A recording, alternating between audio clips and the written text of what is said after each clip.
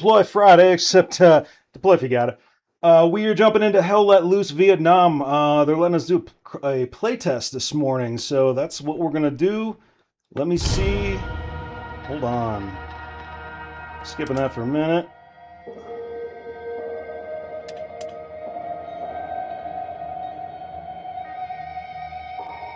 So this is Vietnam Hell Let Loose. I just downloaded it. I'm just firing it up, so it might take a second here. We're expecting bugs, some other things. Again, it's a playtest, so you know, right now, if we run into some issues, whatever. That's the point of it.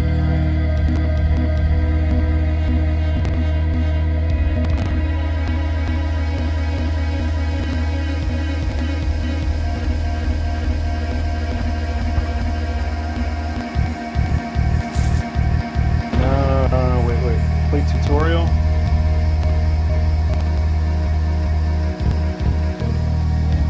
Okay, I guess we're doing a tutorial.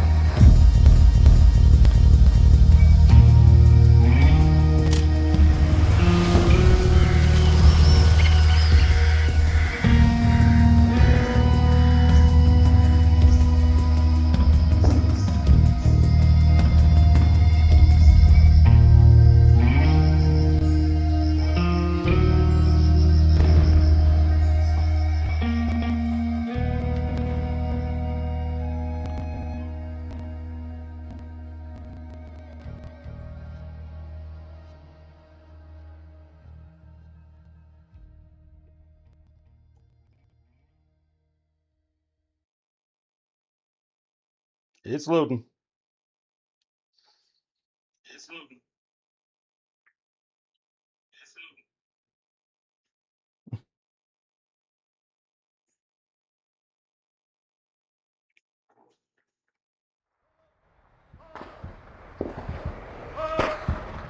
Welcome to Vietnam and basic training. Here you will learn the fundamentals of jungle warfare. Head to the obstacle course to get started.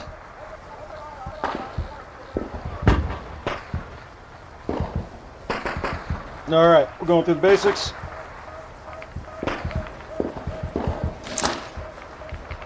I'm just going to use the keyboard, not my keypad, because I don't have everything mapped out. Let's go over movement. Sprint through the course, crouch under obstacles, and vault over walls. Alright, let's crouch. Oh, you're using left control, alright. Gotcha.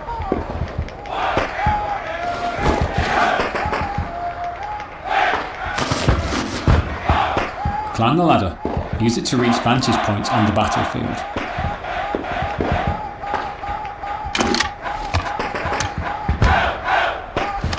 Played a game or two. Now, walk off the ledge to drop use a bandage to heal yourself when wounded. Alright.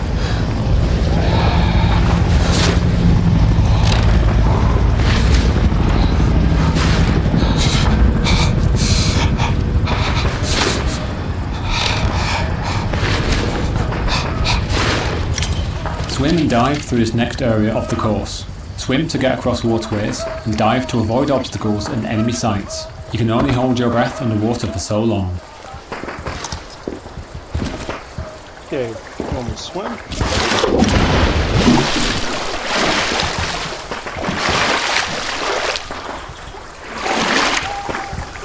Alright.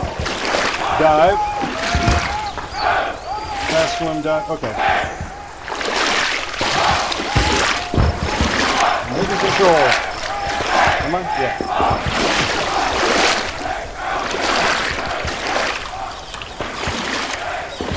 No, I'm not. Alright, hit control. Control. Hitting left control.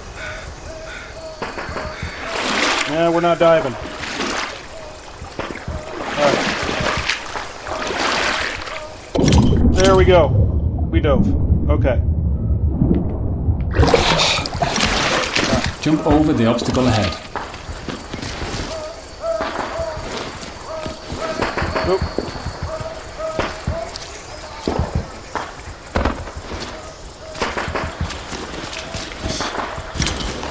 The bayonet is a powerful melee attachment that can be equipped to your weapon. Do this now and attack the dummy ahead. Nope, give me the gun. Alright.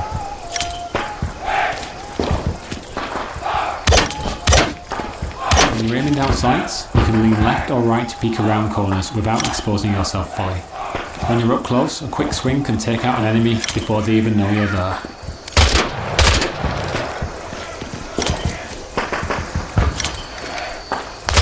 Staying prone keeps your head low. Use it to crawl under barriers or avoid getting hit.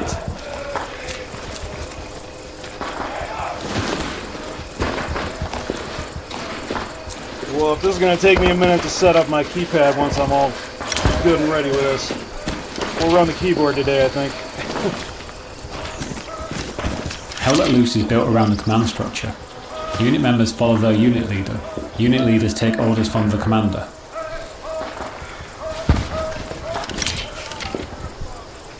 Communication wins battles. There are 3 radio channels. Unit communicates with your unit members, proximity with teammates nearby, and unit leaders have the leadership channel to speak to other unit leaders and the commander.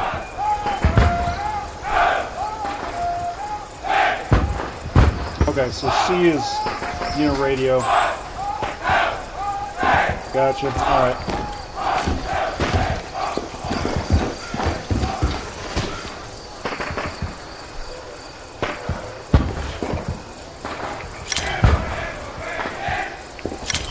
CXV. Open the tactical map. This is the tactical map. Use it to coordinate tactics with your fellow soldiers and keep track of the battle as it unfolds. Referring to the grid, icons and non-verbal markers are just some of the tools that can be utilised to support effective communication.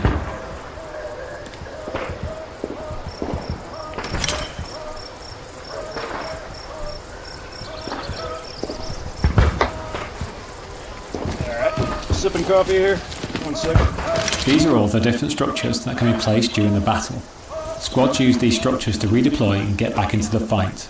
The placement of these structures wins battles. Outflank and dominate the enemy. The field pad allows you to build spawns across the battlefield. Equip it now to place an outpost. This allows your team to quickly deploy to the field. Huh, okay. So must work.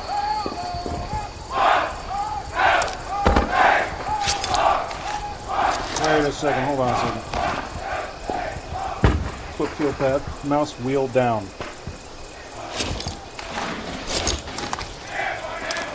Yeah, no, I don't think that's doing.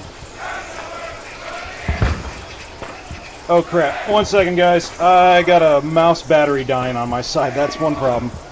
I gotta go find a replacement battery. I'll be right back.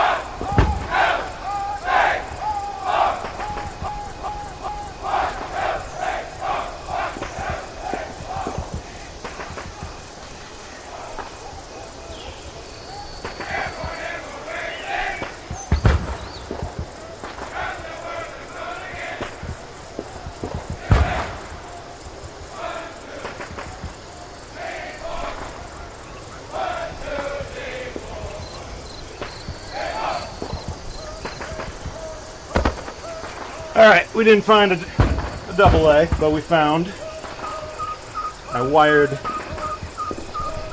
wired mouse. Habit 1.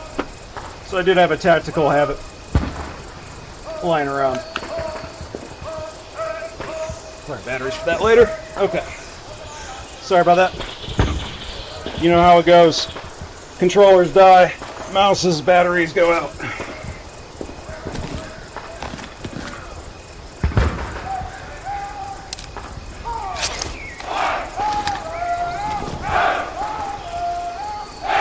Okay, place outposts.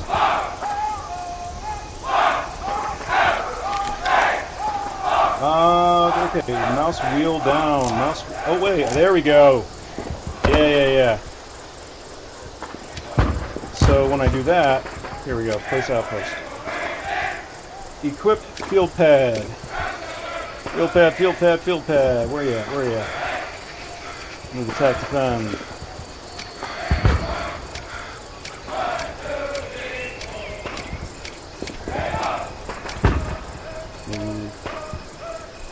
Nope. Tunnel move.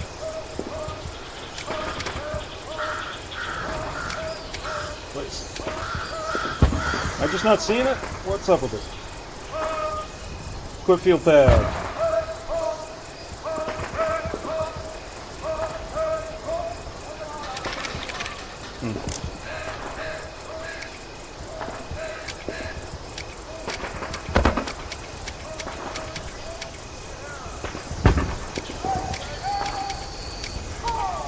Why am I'm just not seeing it or something.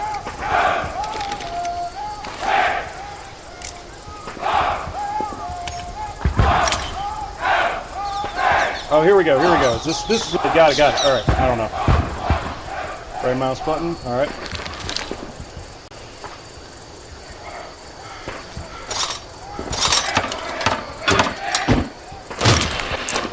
Now, climb the ladder to the next move marker.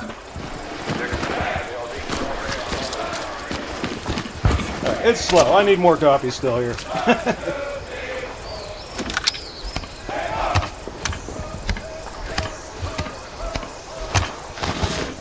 Still early in the morning. When words aren't fast enough, you can use a non-verbal communication marker to indicate different types of danger. Give it a go and mark the infantry targets ahead.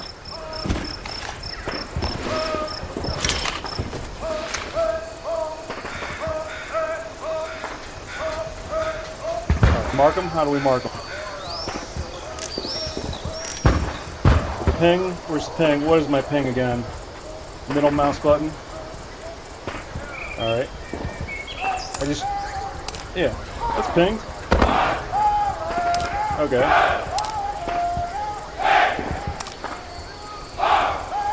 Just give me 1 or 2. There's another one. Alright, 2 or 2. And the infantry.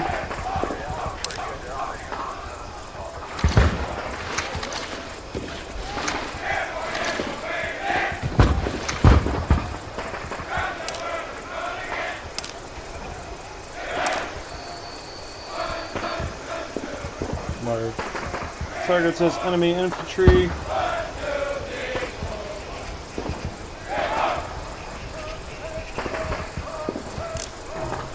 Oh, okay.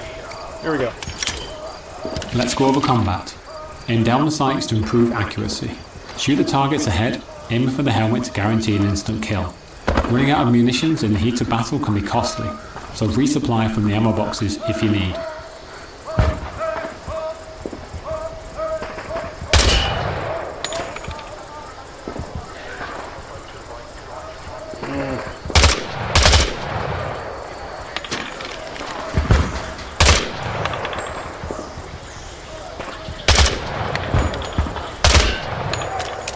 Yeah, I'm all over. I instinctively went to my keypad here. Haven't set it up yet.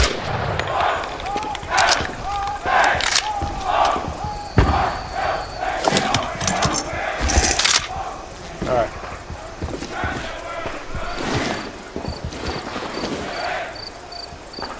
Can I brace against something?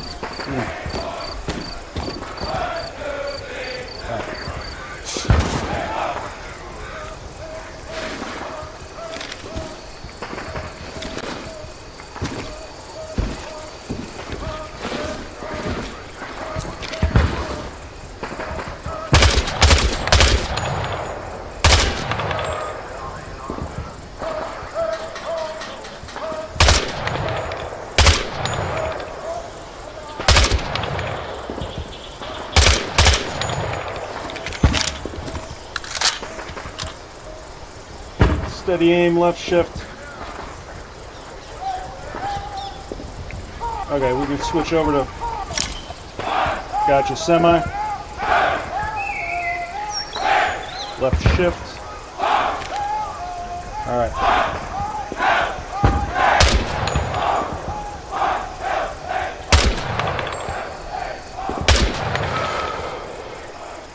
There we go.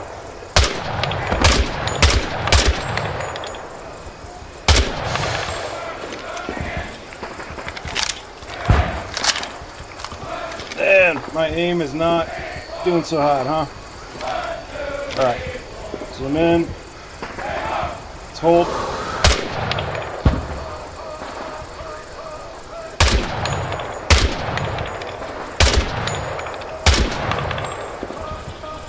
I'm missing all these guys? Alright, 3 out of 5. Alright, maybe I gotta move on. Now, climb back down the ladder and move to the next location.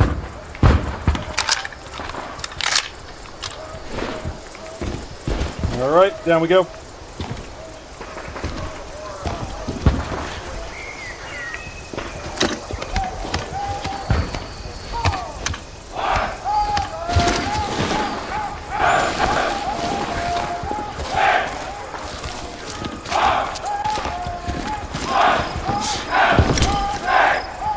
Grenades are a powerful explosive item.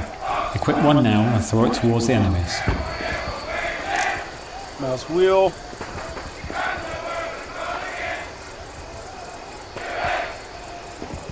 I don't see grenade, do I? Got it. Okay, hold on.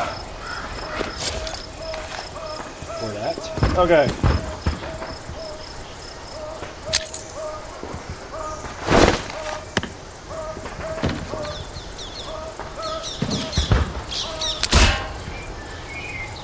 Let's learn the fundamentals of capture points. Head over to the next move marker.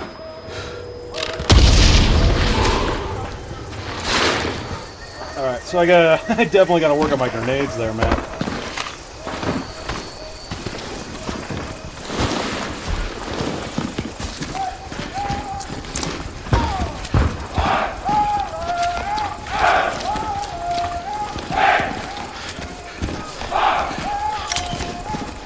A capture point is one of the main objectives that both teams fight for control. A capture point is under a team's control when their numbers exceed that of their enemies.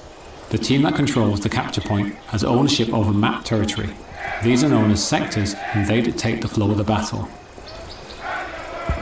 Now move inside the hard capture radius of the capture point. This is the most important location for contesting the objective. Ooh, move kind of fast. Hold on. Alright, so forward into A.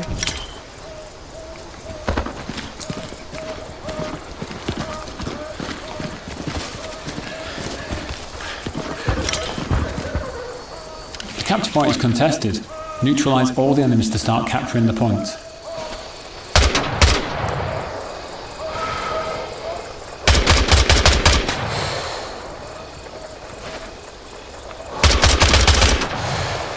You've found an enemy garrison. Dismantle it to prevent enemies from redeploying and contesting the point. Alright.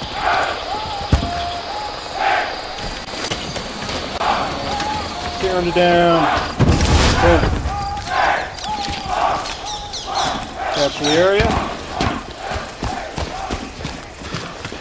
Oh, wait. I thought you wanted me to go that way. Good job. You've captured your first capture point. Alright. Check the map and observe the territory you've just claimed from the enemy.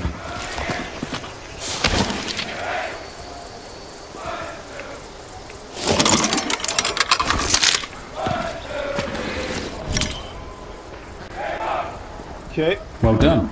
You've successfully completed your training. Nice.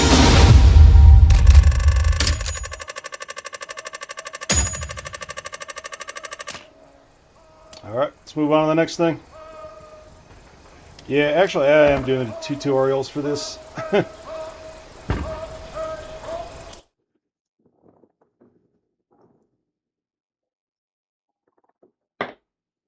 There's a lot of little keys and commands.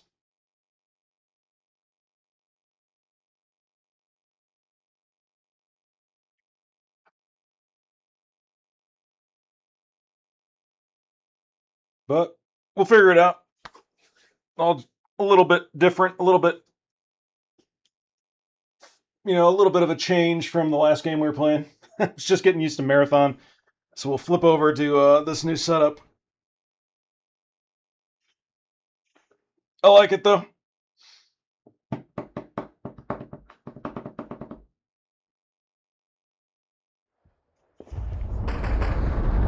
Okay. Welcome to Squad Leader Training.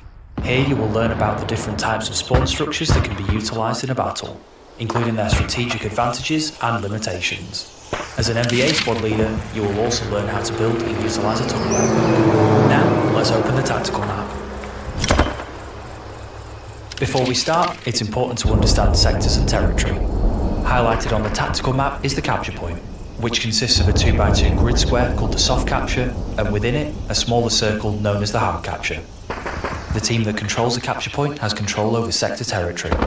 There are several types of territory, including neutral, friendly, unlocked, and locked enemy territory. Now, close the tactical map.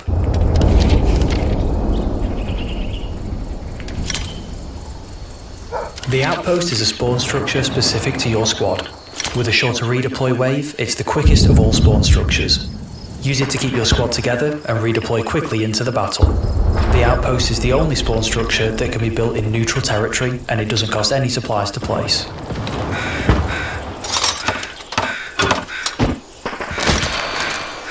Alright, y'all get all that?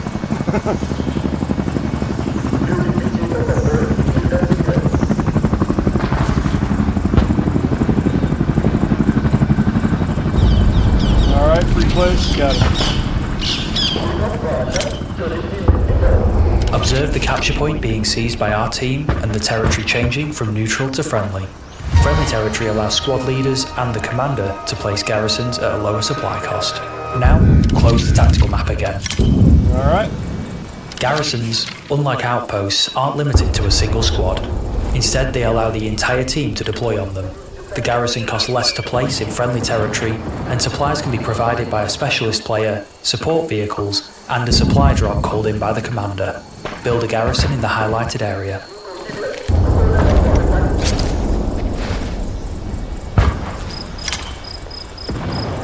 Alright. Not outpost.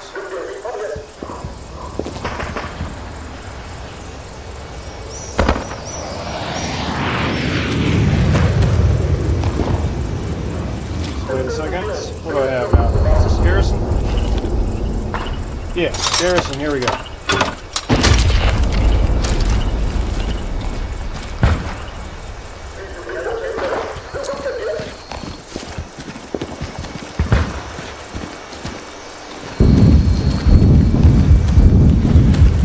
A tunnel is a special kind of structure used by the NBA to build a network of rapid deploy locations. Build one now in the highlighted area.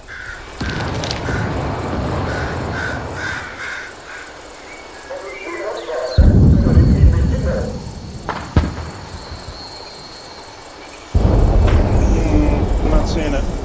Is the tunnel?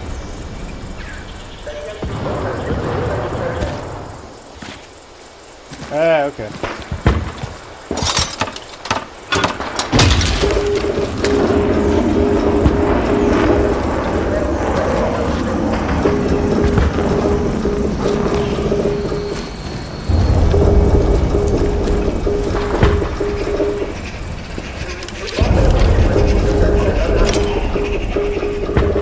Observe the capture point being seized by the enemy team and the territory changing from friendly to unlocked enemy territory. You Because our team bastards. lost the territory, all spawn structures we've placed have been destroyed. No. While spawns can still be placed within unlocked enemy territory, doing so requires a higher supply cost.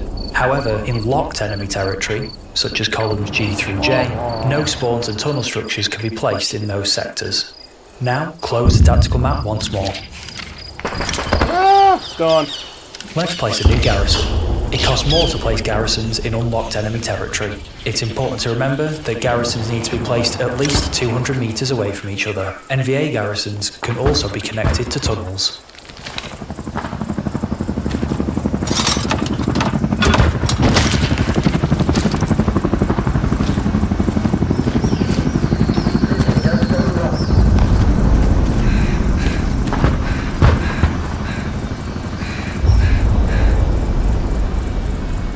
It's time to build your first tunnel network. Open the tactical map. Command has placed a tunnel in E5. First, select the tunnel icon, then select the garrison we just built to make a connection.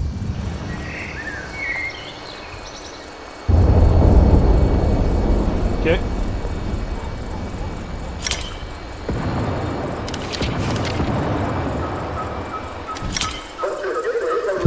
We can now fast travel using the tunnel network. Start by entering the garrison. The time it takes to travel varies based on the distance between the two structures.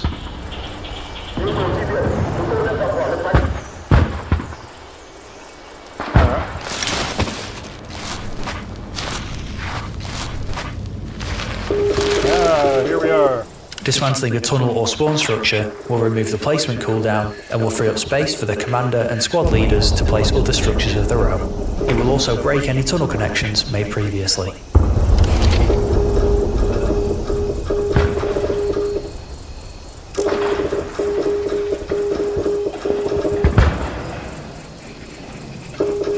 Tunnel, where was it?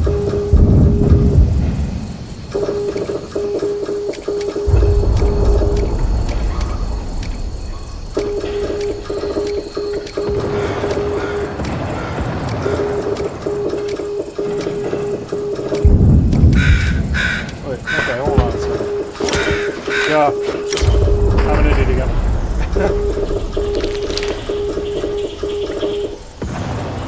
Mantle tunnel. Oh, behind me, duh. Just... Yep. Now it's time to build a larger tunnel network. Open the tactical map again and let's get started. Remember, only the NVA commander and squad leaders can connect and disconnect tunnels. The distance between the two structures is limited, and garrisons can only connect to tunnels and not each other.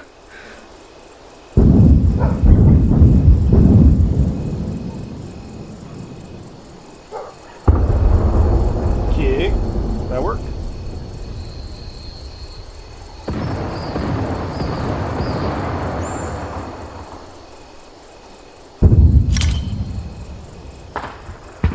Well done. You have completed your training. Alright.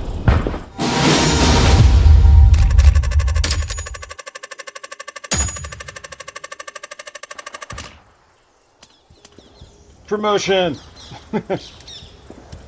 Yeah, we'll keep going. There's actually quite a bit in here.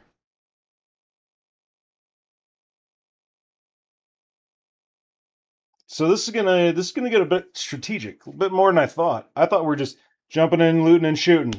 There's a lot more to this. Pretty cool.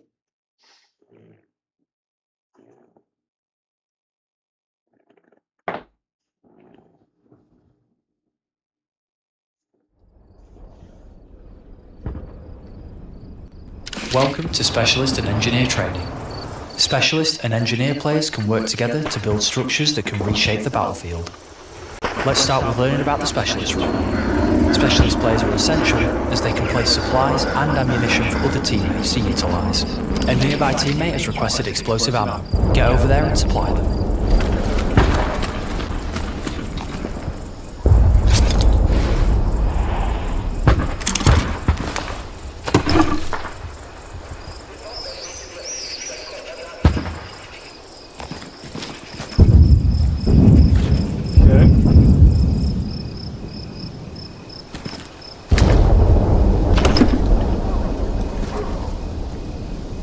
Alright, hold on a second. Place ammo box, yeah.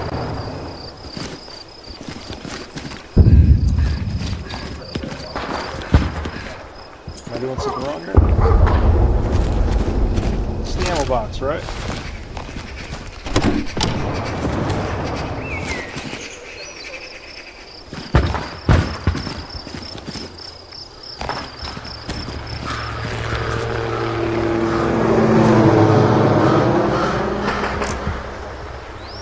second. Alright. Question ammo.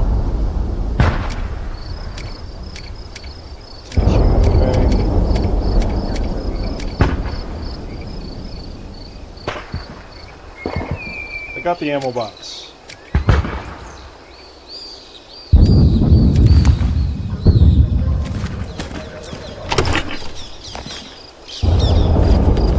You can't place there.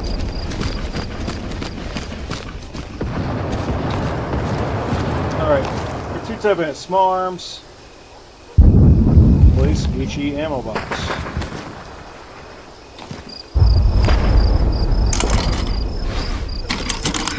Oh, okay, I got the wrong one. Okay. An engineer has left a barricade blueprint along the road that needs to be built. Use the hammer in your loadout to finish constructing it. Any nearby teammates with a hammer can help speed up the building process as well.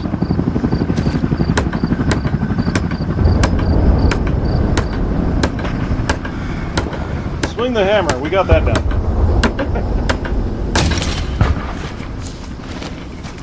Great job, but we can do more.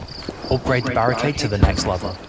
Certain structures, like the barricade and bunker, can be improved by using extra supplies.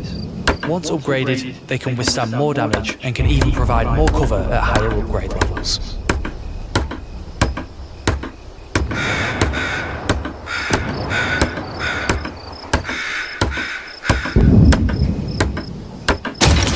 Alright.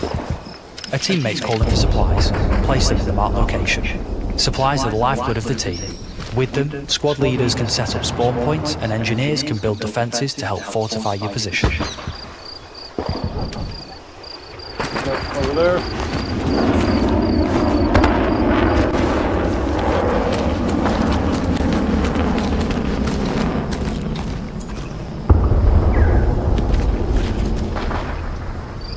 Alright, select supply box. Got it, I think.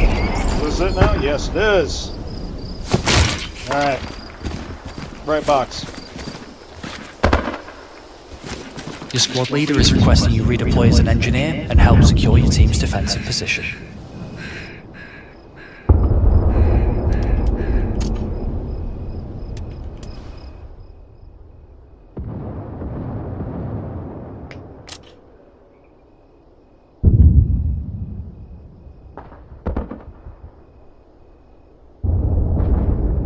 Wait a second.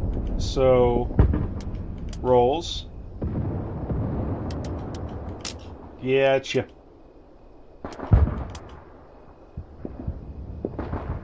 Yep. You are now playing as the engineer. From building defences like barbed wire and barricades, to repair and resupply stations for vehicles, the engineer is able to reshape the battlefield. Build a manpower node in the designated space. You can use the wrench in your loadout to place the blueprint, then use the hammer to build it. This is one of 3 resource nodes that generate resources for the commander, allowing them to call in devastating offensive strikes, spawning new vehicles for the team, and much more. Place manpower node blueprints. Alright.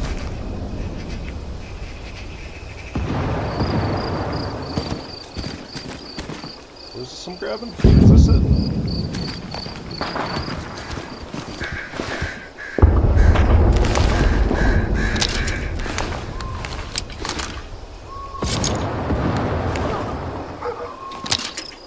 No. Place manpower node blueprint. Oh wait, okay, it's got a wrench icon. Here we go.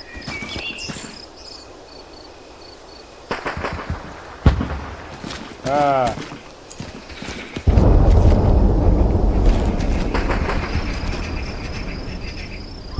Whoop. There we go.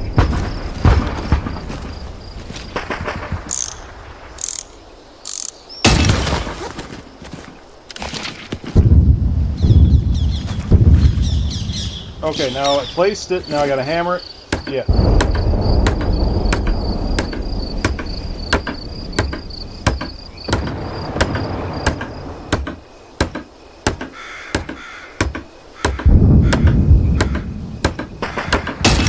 Alright.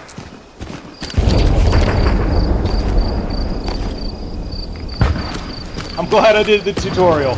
I would have been very lost. Now, let's build up our defences to hold off future enemy attacks. Place some barbed wire in the highlighted area.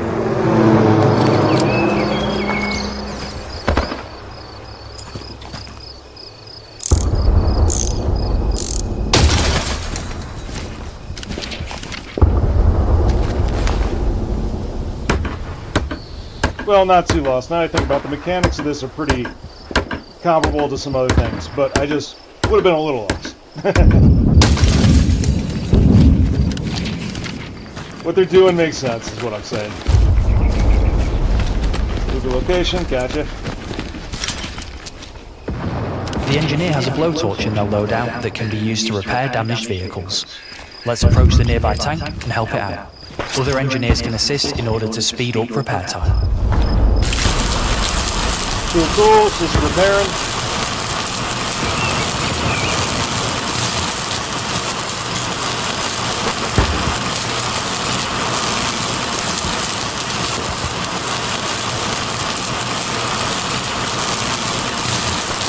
%. Where's the other one? Oh, it's this one. Alright, hold on. Okay. As an engineer, you're also able to destroy enemy structures. You can interact with them or go for the more explosive option and use a satchel charge. To start, let's approach the first barrier and dismantle it. Okay. We'll do the sledgehammer way. Great job. Now let's move to the marked area and use the satchel charge to destroy the next barrier. When using the satchel, be sure to stand back. It has a large explosive radius. Where's it at? No, I got the wrong thing selected. Alright. Yep.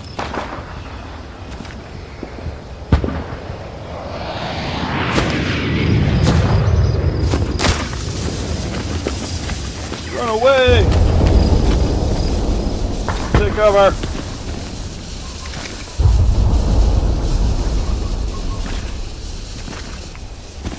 I'm back.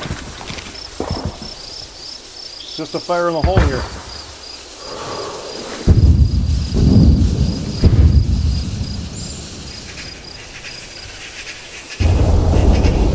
Oh, I placed it. Is it gonna blow? Dude! Congratulations. This concludes your training. Alright.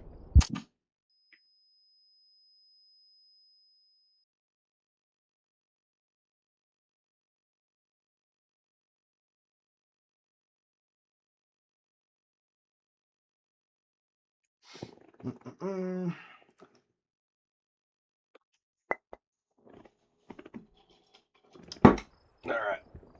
Switch from the coffee. Welcome to Specialist and Engineer To the Training. Mountain Dew. Specialist and Engineer players can work together to build structures that can reshape the battlefield. Let's start with learning about the Specialist role. Specialist players are essential as they can place supplies and ammunition for other teammates to utilise. A nearby teammate has requested explosive ammo. Get over there and supply them. Wait a second, you're making us run through this again? Probably because we died. Alright. We'll do this one quick. An engineer has left a barricade blueprint along the road that needs to be built. Use the hammer in your loadout to finish constructing it. Alright, I Any didn't mean to nearby run through teammates this with a twice. hammer can help speed up the building process as well. But it's alright, we'll do it real quick now.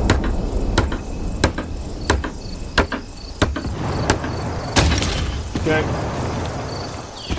Great job, but we can do more. Upgrade the barricade to the next level. Certain structures, like the barricaded bunker, can be improved by using extra supplies. Once upgraded, they can withstand more damage and can even provide more cover at higher upgrade levels. Alright. A teammate's calling for supplies. Place them in the marked location.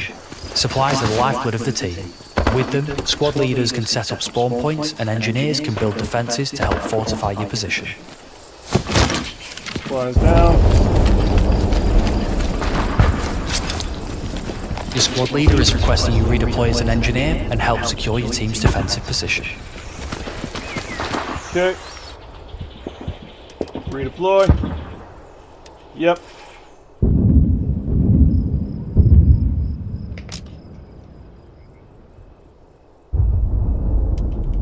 Change our role. Oop. Open P. Okay. Nope. Okay, now it's letting me do it. Just took a second. Okay. Confirm role. Let's do it. You are now playing as the engineer.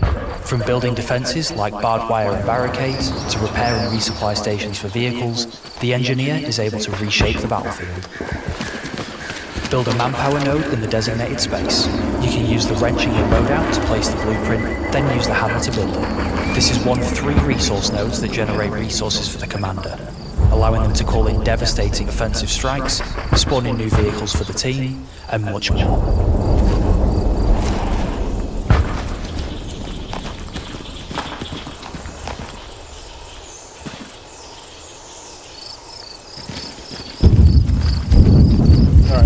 Manpower node.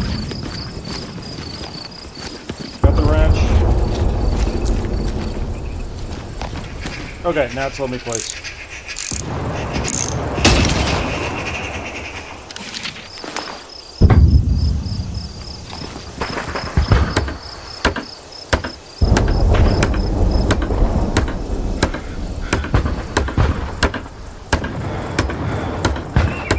We're building, we're building, we're building. Up and running. Yep. Alright.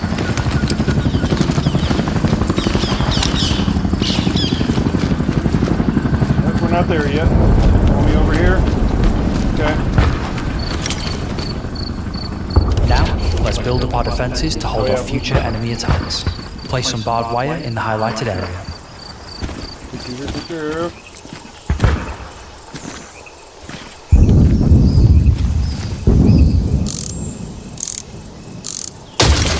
Down.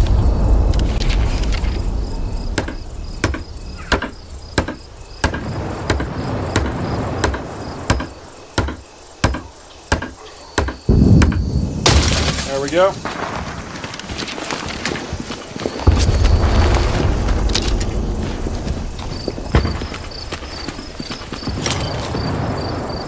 The engineer has a blowtorch in their loadout that can be used to repair damaged vehicles. Let's approach the nearby tank and help it out. Other engineers can assist in order to speed up repair time.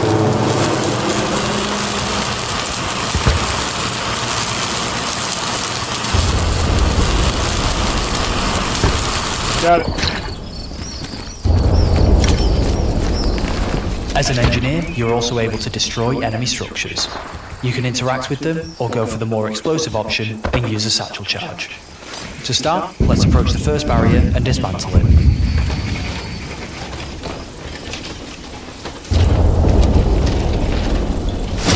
Okay, this time I'm not gonna run backwards. Great job. Now let's move to the marked area and use the satchel charge to destroy the next barrier. When using the satchel, be sure to stand back. It has a large explosive This radius. time we will. Okay. That's what I was supposed to do, is get way over here.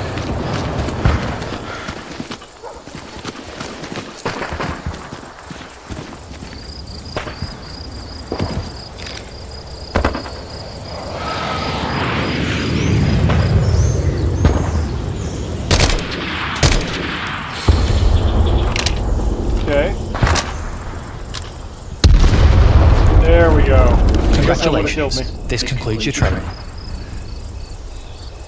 There we go.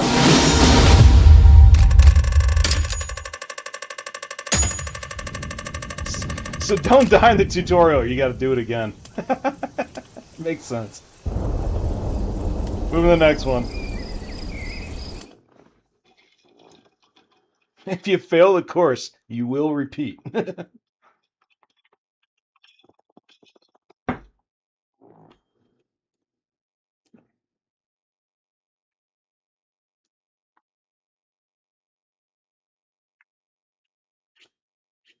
Well, they say the beatings will continue until morale improves.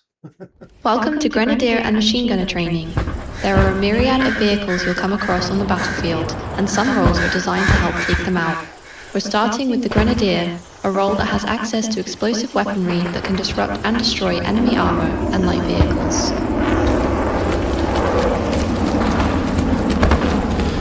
Equip the RPG to take down the tank ahead.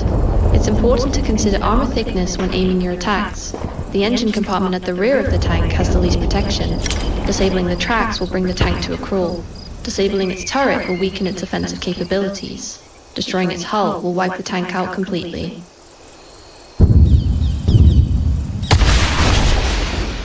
A little low.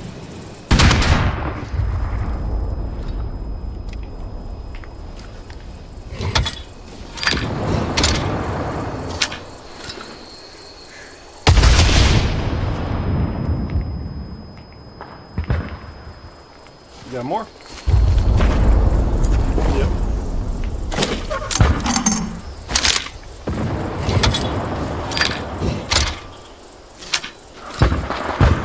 Alright, we're pretty close.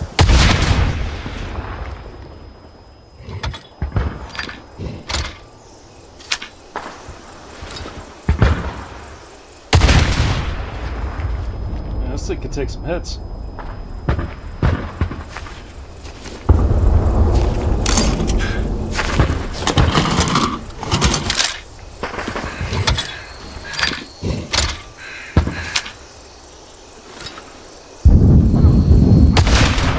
Tracks.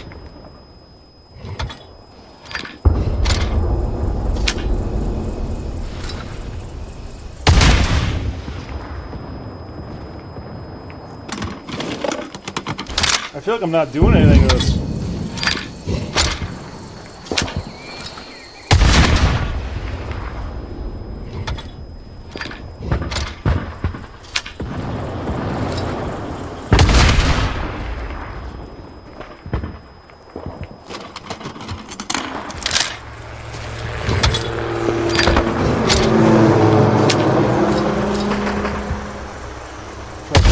Yeah.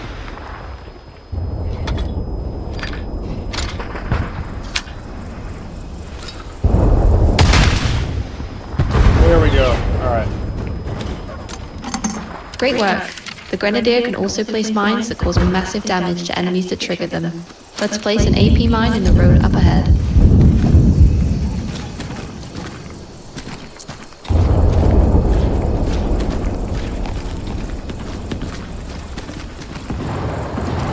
Oh, must be crouching. Read. Must be crouching. Alright, whoa.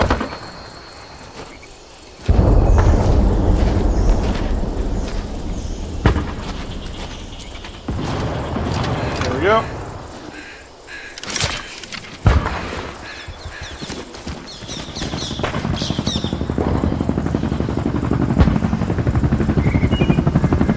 Now it's time to learn a new role. Please redeploy and select the machine gunner role. Redeploying. Coming in as a gunny.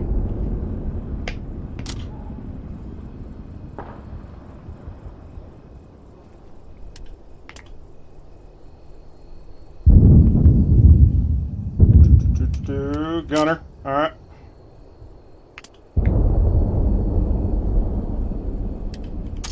You are now playing as the machine gunner. With access to a deployable MG with a large magazine, the machine gunner is excellent at suppressing the enemy and halting waves of attacks. First things first, an enemy boat is nearby and we need to deal with its driver and passengers. Mount your MG for improved accuracy and take them out.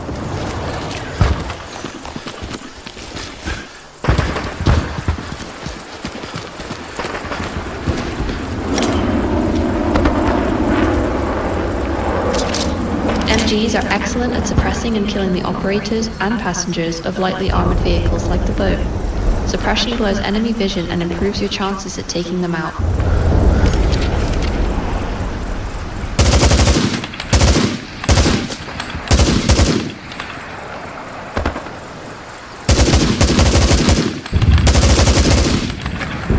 As an MVA machine gunner, you have access to an AA gun capable of suppressing and destroying enemy helicopters. Use the wrench to place it and the hammer to build it in the highlighted area.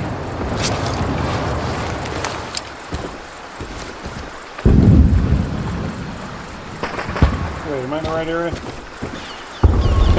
Where's the AA gun? Okay.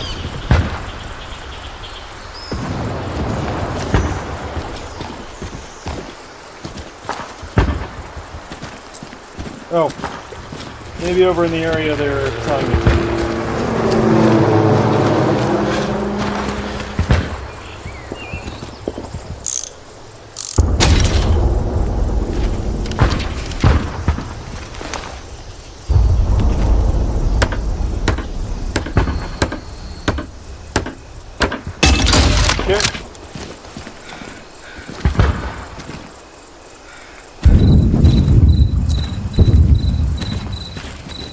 Now, enter the AA gun and shoot down the enemy chopper. The AA gun is the most effective at disrupting the helicopter's aerial dominance. Enough concentrated fire will bring one crashing down. Where you at? Where you at? Behind me? In front of me?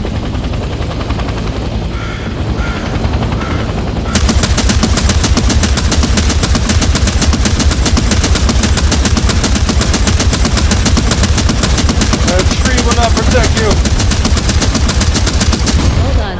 You have successfully completed your training.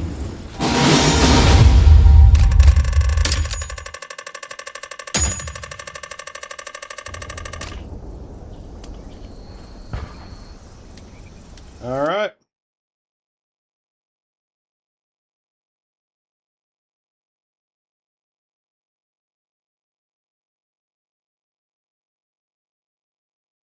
Better make sure my headset is like charged up here.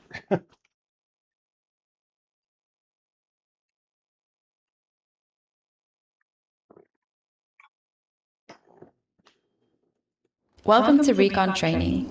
The Recon Squad comprises of two roles, spotter and sniper. It's Recon's job to relay enemy sightings, neutralize threats, and disrupt enemy movements and resources behind enemy lines. Let's get started. Move to the marked location.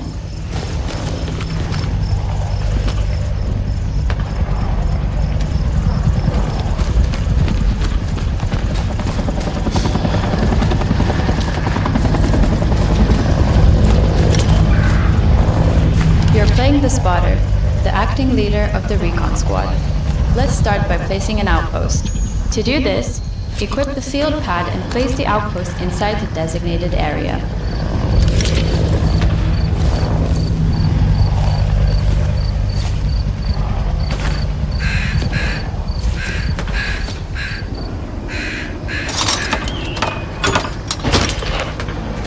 This outpost can only be used by your squad when redeploying. Outposts placed by Recon squads are the only type of outpost that can be placed in locked enemy territory. Okay. Enemy forces have been Recon spotted across the river. enemy. Move Place to the outpost. next marked location overlooking the bridge. So if you're a recon in enemy territory, you can place an outpost.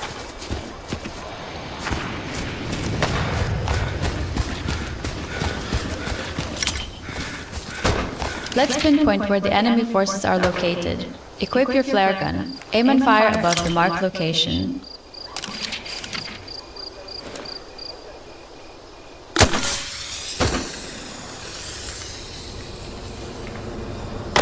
Good shot. Now open your tactical map and observe the flare's circular radius and the enemy positions that have been detected. Equip your binoculars and mark enemies with the correct non-verbal markers. Keep a lookout for enemy infantry, tank, and garrison targets.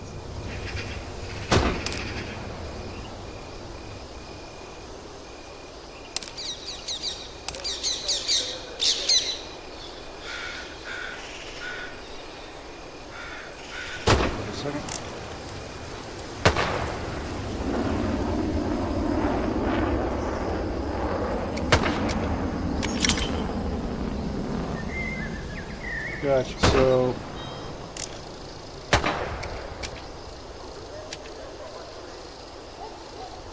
Enemy garrison... Oh, enemy tank?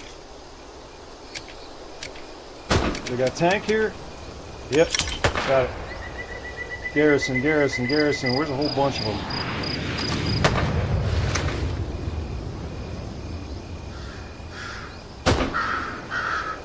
Oh, maybe this is the garrison. Yeah, okay.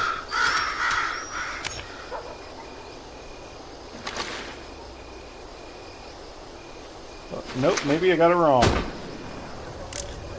I thought that's...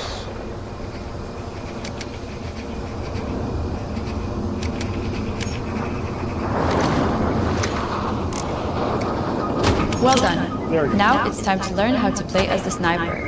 In a battle scenario, you would be joined by another team member playing as the sniper.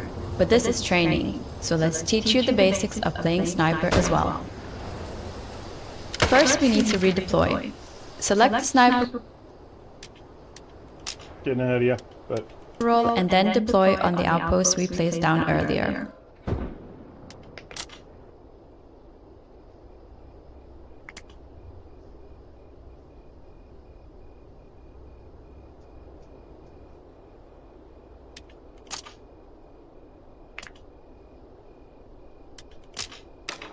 You're now in the sniper role. Follow orders from the spotter and use your sniper rifle to spot and eliminate enemy threats. Move back to the vantage point.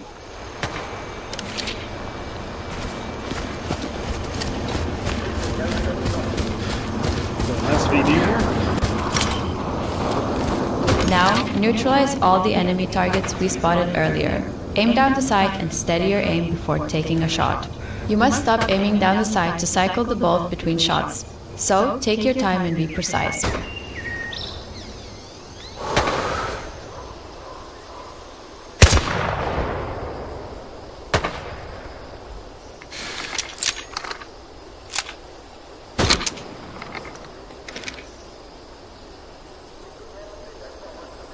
Okay, got one.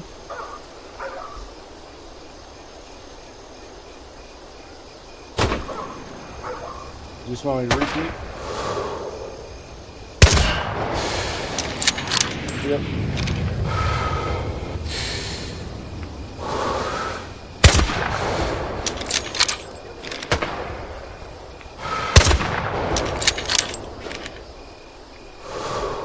Well done. You have successfully completed recon training. Okay.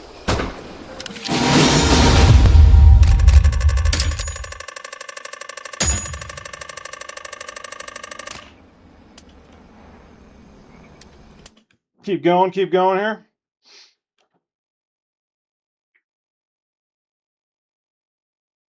I mean, I think this is helpful. It's helpful for me anyway.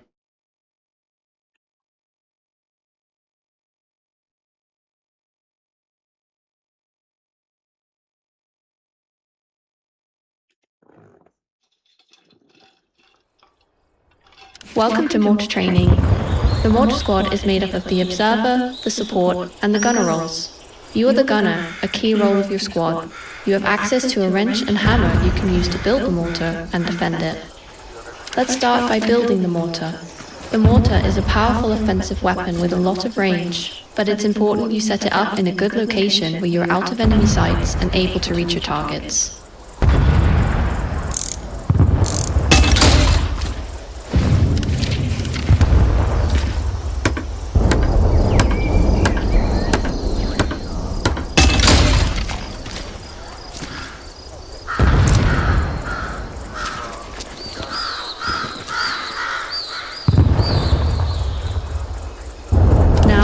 Redeploy as the observer, where we can use the flare to scout for enemies for the squad. Gotcha. Redeploying.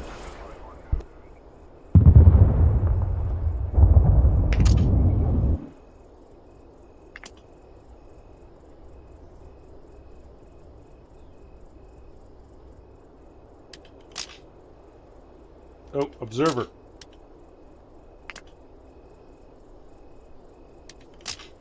You are now the observer, leader of your squad. It's your job to locate enemies and provide effective communication and targets to your team. Let's locate some enemies. Equip your flare gun and aim towards the marker.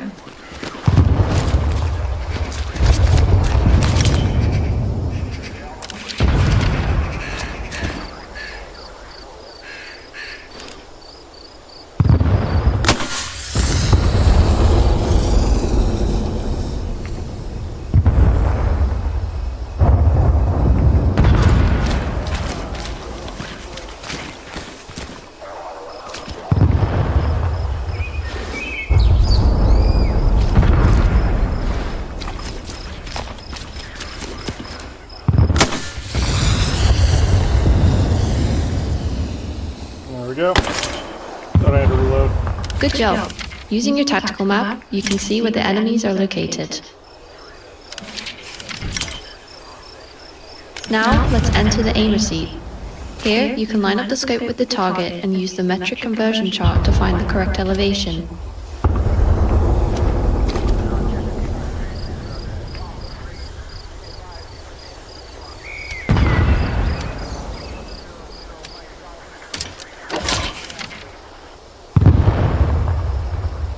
Okay, we're in it.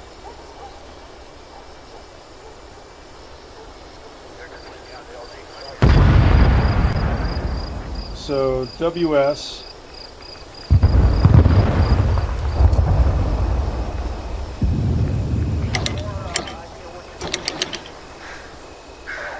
Wait a second.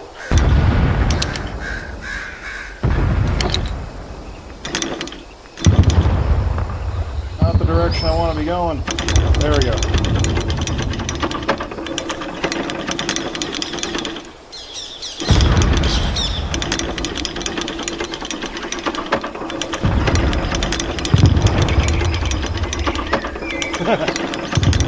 About to bomb our base. Let's not do that. Alright, we're going this way. 176.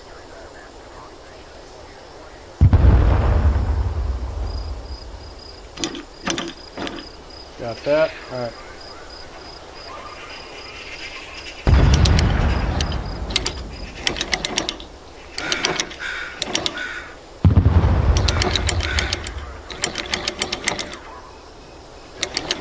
Oh, okay. To the right here is our whole meters and distance. We're at 176, so we're going to want to go 67, 66.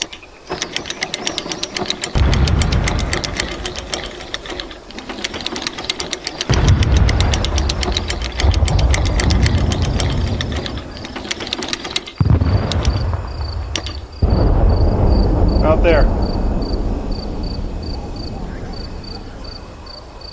Okay. And alright, let's switch. Load mortar fire. Yeah, load mortar.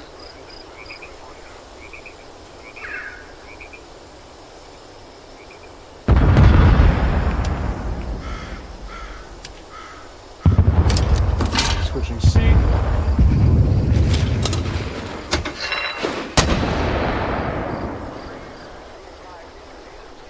And that's how you fire. Alright. Another marker has come in for us to target. Let's readjust and keep going. Got you. Alright, readjust. We're at 226. So we're going to switch seats. That's Z. We'll get quicker at this.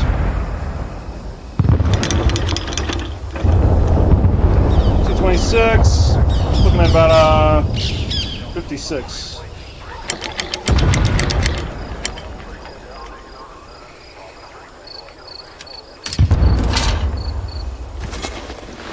Bam.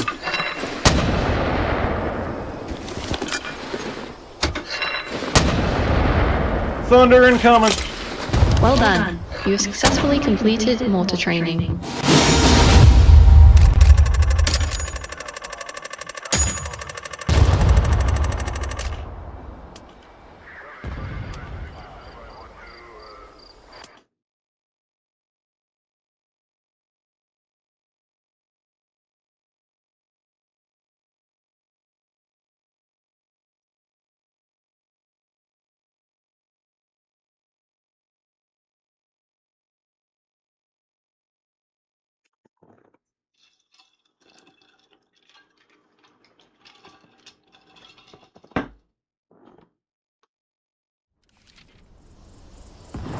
Welcome to Commander Training. It is your job to lead your team to victory by organising squads, placing spawns, and using resources to control the battlefield. Let's start by learning about Commander abilities. Alright. All of the Commander abilities can be found within the tactical map. They will depend on cooldowns and the available resources on the map, which is why it's important to have your squads build resource nodes. Resource nodes are important tools that generate materials for the commander, which can then be used to support the wider team through commander abilities. There are 3 types of nodes: manpower, munitions, and fuel. Up to 3 sets of each can be built, and this can only be done by an engineer. Coordinating with your team is vital to get the necessary resources flowing across the battlefield.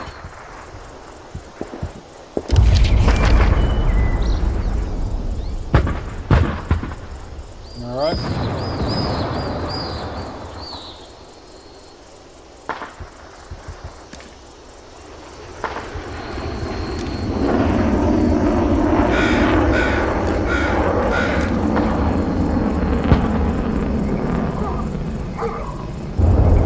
Place resource node marker. Got it. Placed. Okay.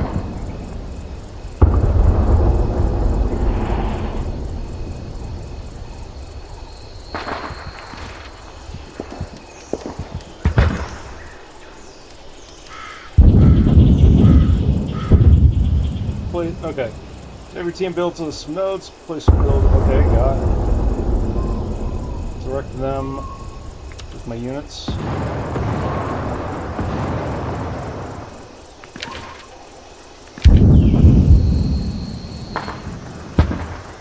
Place resource. Okay, got it.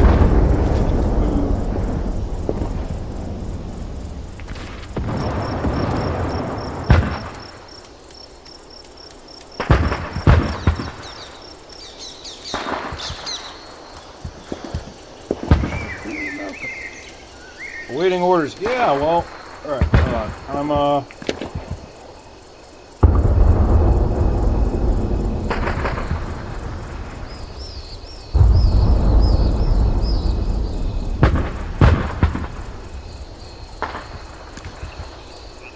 Build resource nodes. That's what I thought we gotta do. Okay.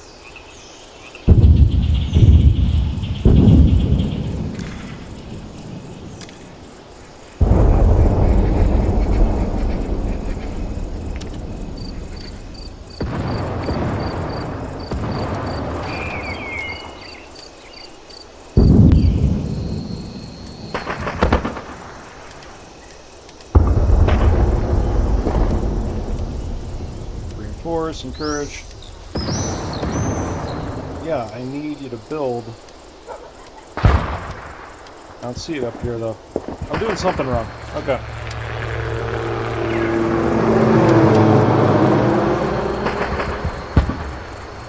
Got player off.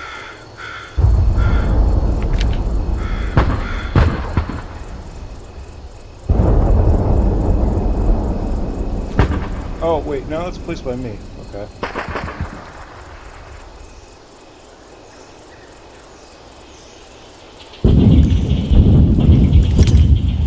Maybe that's the blue dots, or blueberries, are your friendly teammates. Beside them are the nodes and their respective icons. The circle around each node shows its area of effect. It is useful when placing them as a set of nodes, which provide more buffs when placed in proximity of one another. Once enough resources are generated, commander abilities can then be selected from the list and placed across the map. It helps keep an eye on the territory ownership and the grid while placing them, as not all placements are valid. To start, let's call in a supply truck at the HQ for your team.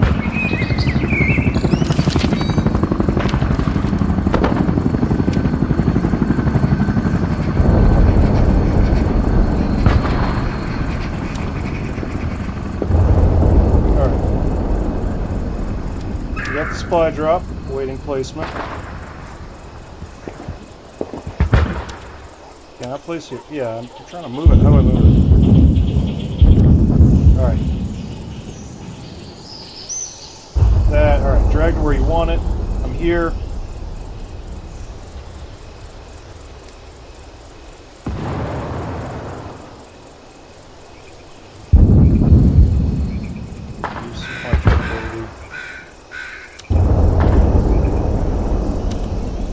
There, right? There? Yeah. Good job. The supply truck can be used to carry a large quantity of supplies from headquarters to the front lines and can make multiple drops at a time. Returning it to a resupply station will restock it. Now, let's call in the supply drop.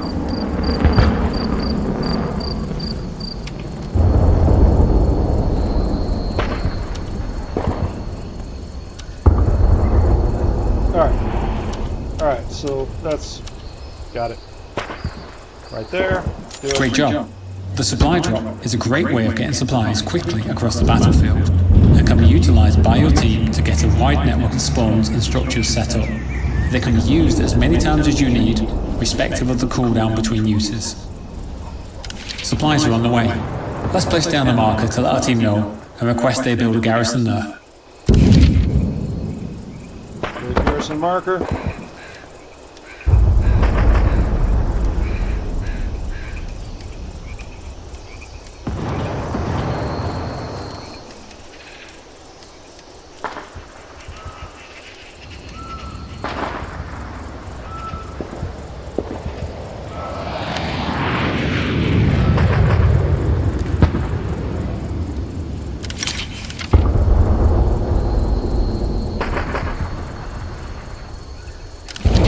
Let's focus on attacking the enemy point. By using the recon ability, we can scout ahead to the next capture point to see what enemies await us. The ability covers an entire strip of the battlefield, and within that, you will see a snapshot of both enemy infantry and vehicle locations.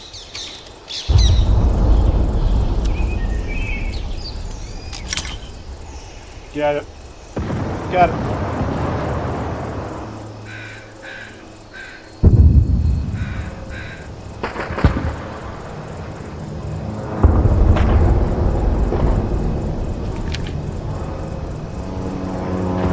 Now we can see enemies on the tactical map. Let's call in a napalm strike to clear out the point. The napalm strike does massive damage across a wide area, but will harm friendlies as well as enemies, so use it wisely.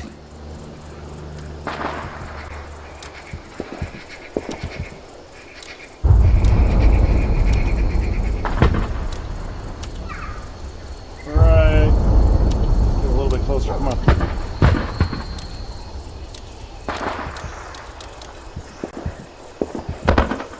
Like that. Wait a minute. There we go. Got the flow in the right direction.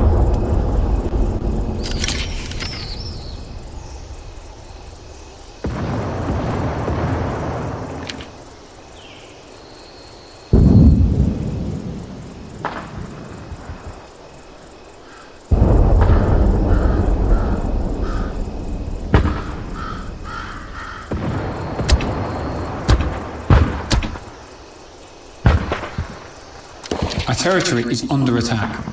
Let's place a defend marker on the friendly point to let our team know.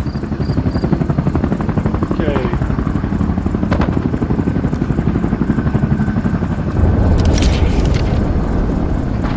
Got it. Use the reinforced ability on the point to support our troops. This will bolster our team's presence on the ground and help us fight off the enemy.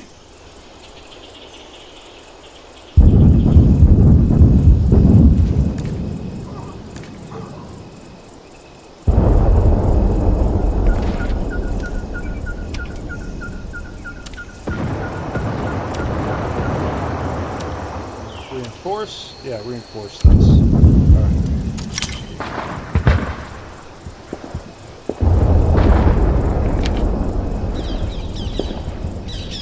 We are reclaiming our territory from the enemy. Let's return to capturing enemy territory. Place an attack marker over the enemy hard cap to let our team know where to go next. Alright.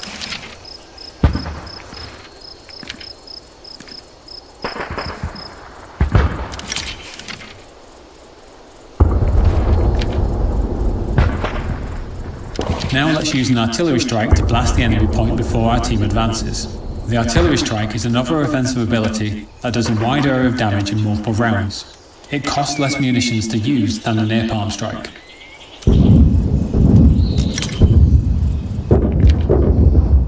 Artillery. Softening them up.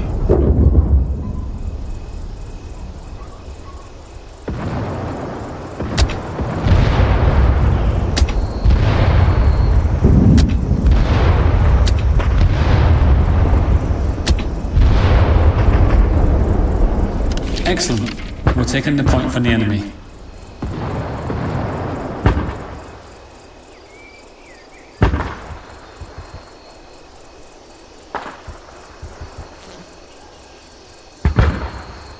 Well Well done. You've successfully completed commander training. Alright.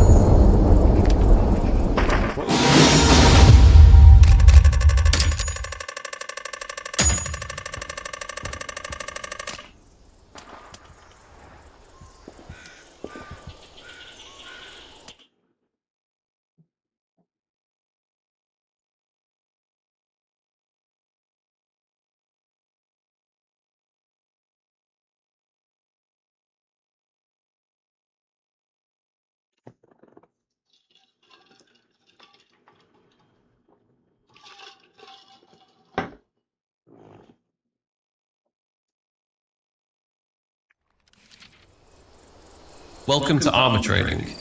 Enter the tank and start the engine. Sweet. It's big boys' toys.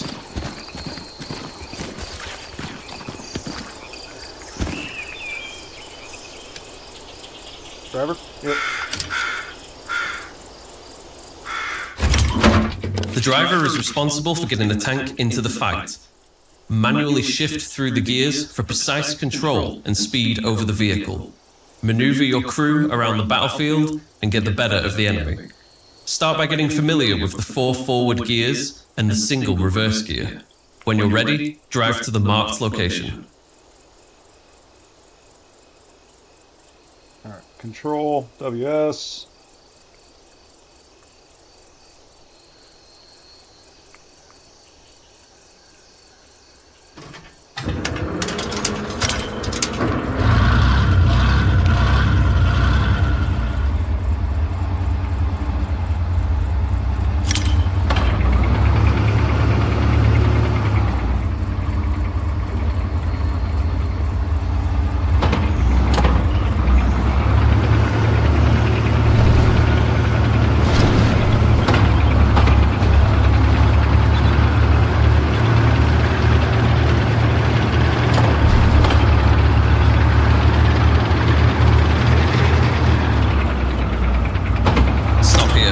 Observe close to the road, the resupply and repair stations.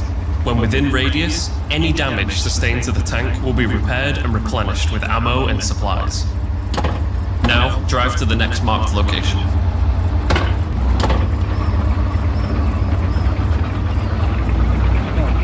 Got one of those.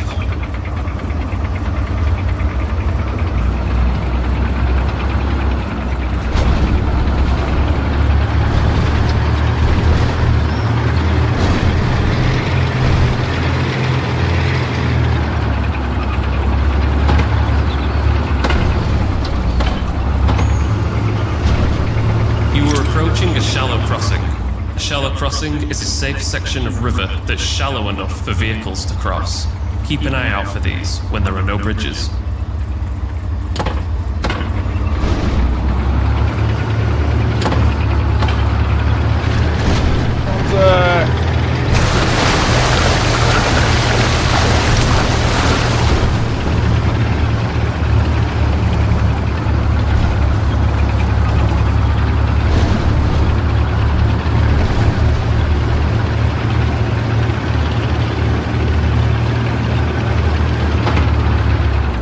Here.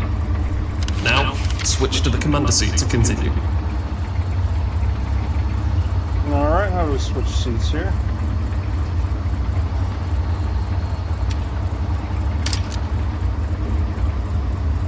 Switching seats. The periscope operator acts as the eyes of the squad, typically reserved for the tank commander. Use the periscope to help direct the tank's every move. Maximize your situational awareness using the periscope's 360-degree view. Watch your flanks, spot the enemy infantry and armor, and mark any nearby threats for your team. Try marking some nearby enemies.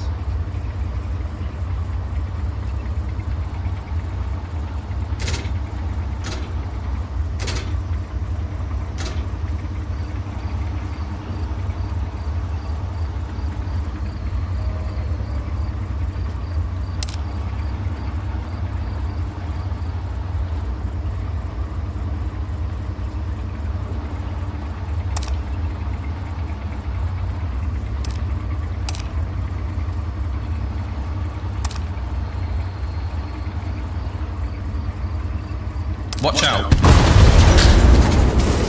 We've just been hit by incoming fire. Enable the smoke screen to conceal our position from the enemy. Tank, and equip your blowtorch to repair the damage.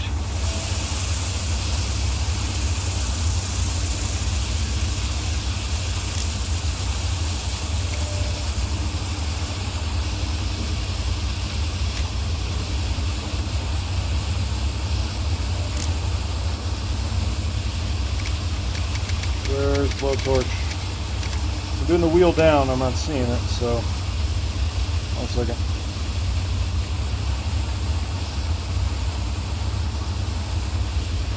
Blowtorch, wheel down. And I don't see blowtorch.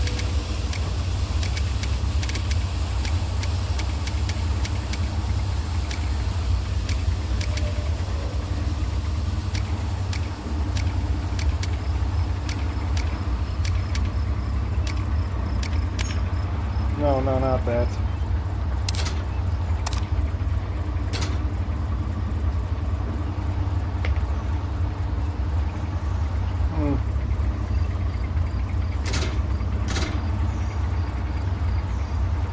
Oh, I gotta switch seats, don't I?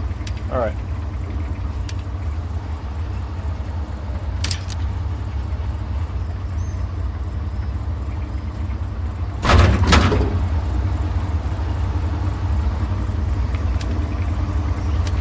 Or not.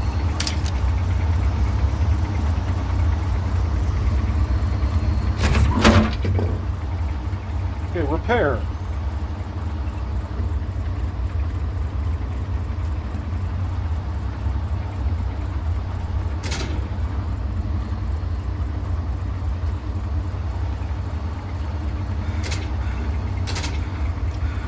This isn't doing it. I don't know.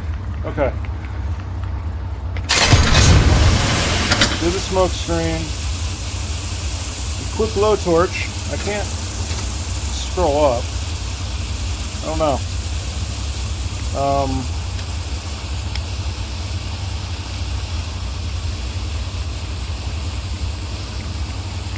Alright, so we're hitting a few different keys. Let's see. P. Not P. I'm not sure.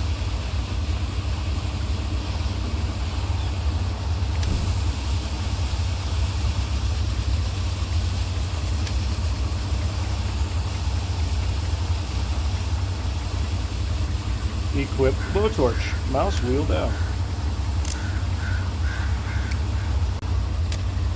Okay, we requested repairs. Observe. Nope. Nope. I just don't see a blowtorch.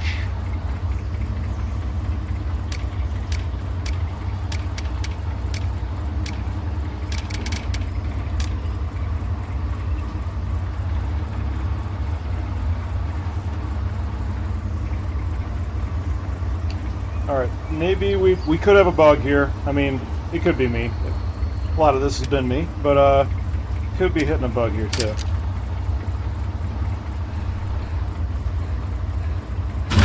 Seats.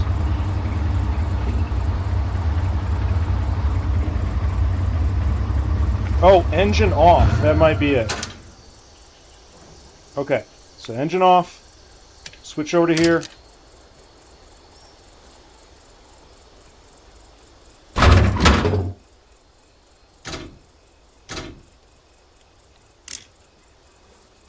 Requesting repairs. Smoke screen's on. Maybe we gotta exit. Oh, exit tank to repair it. I'm an idiot. Alright, but how do we exit?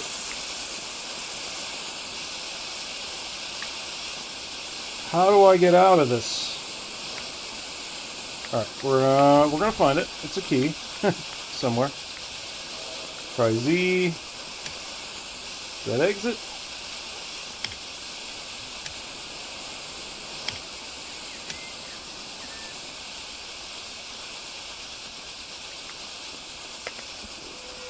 Alright, hold on a second. Maybe just read what it says to get out. Key bindings. Alright. Driver. You're up, yeah. I just want to get out of this thing.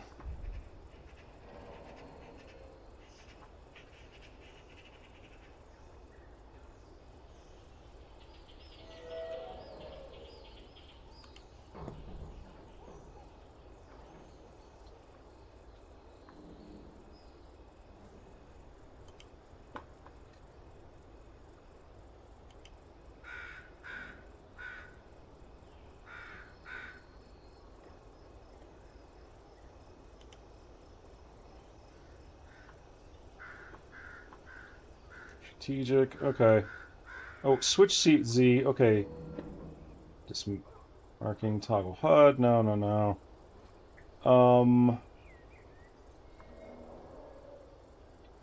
Yeah, how do we get out of it though?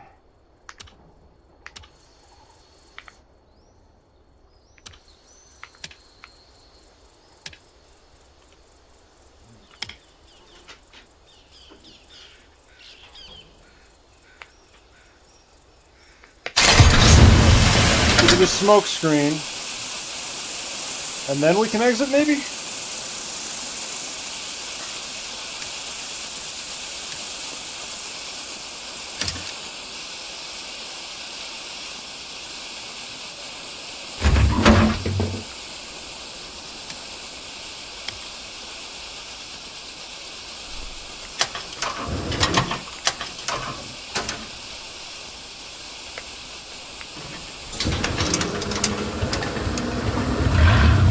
Alright. Well, not enter. Maybe enter gets me out. Escape? Not escape. I just gotta figure out how we get out of the tank. Alright, exit the tank.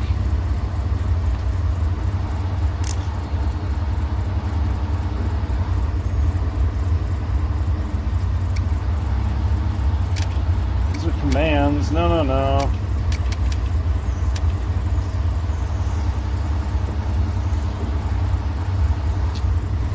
Go look right, left, gear down, gear up.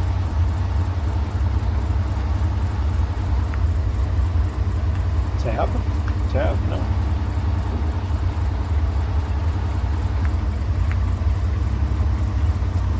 I'm just trying to figure out how to get out of the tank so I can fix it.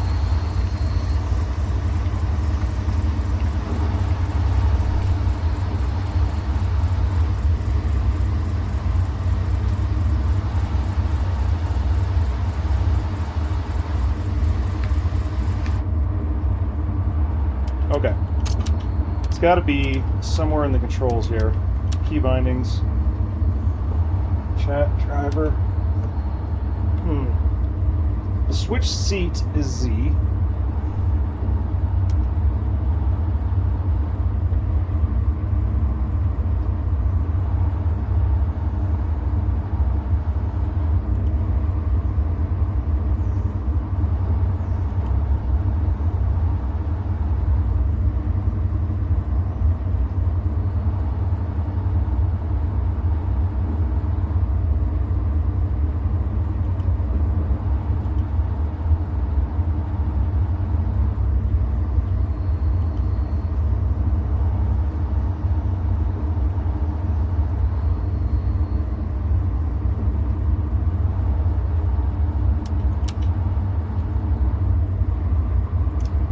Weapon, no. Alright.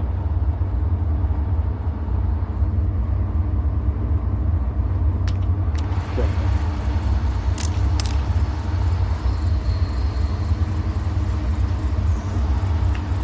I don't know how to get out of the tank.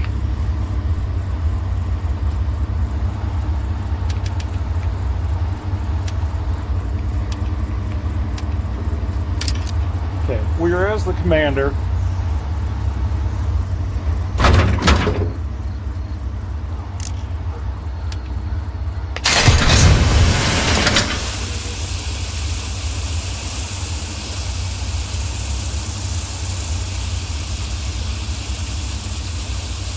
smoke screen's up.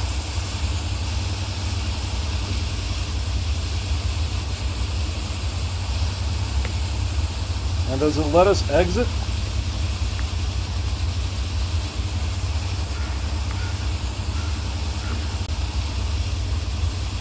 I don't know. I don't know how to move forward from here. Oh, wait. Wait. Exiting seat. Exiting seat. Alright. F! F gets you out. I'm sorry about that. F gets you out. Now we can move forward. That took way too long on my part. Damage can occur in several ways, and the specific location of the damage can result in losing mobility and combat effectiveness. Damaged tracks will impact gear shifting, slowing it down. Engine damage will immobilize the tank from moving and turning. Turret damage will limit the rotational speed, and extensive damage to the hull will cause the tank to explode. Well done. The tank is repaired. Enter the tank and switch to the gunner's seat.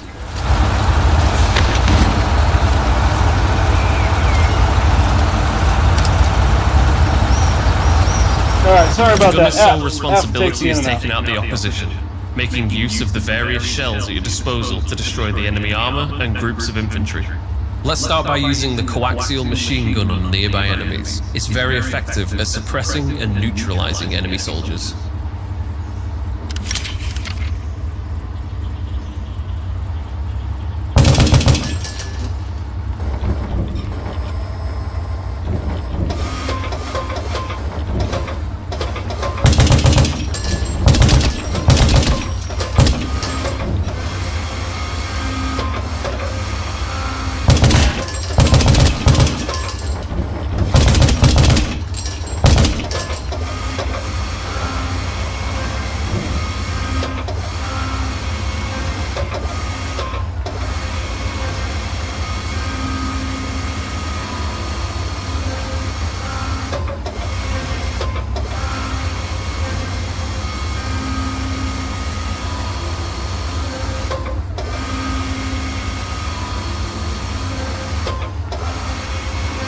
We gotta move forward, don't we?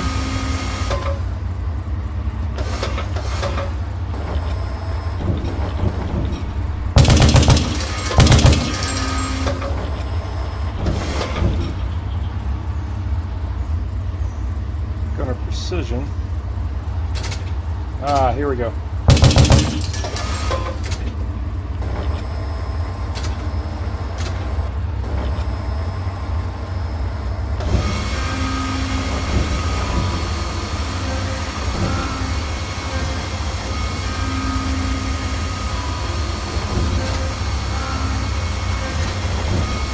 There we are.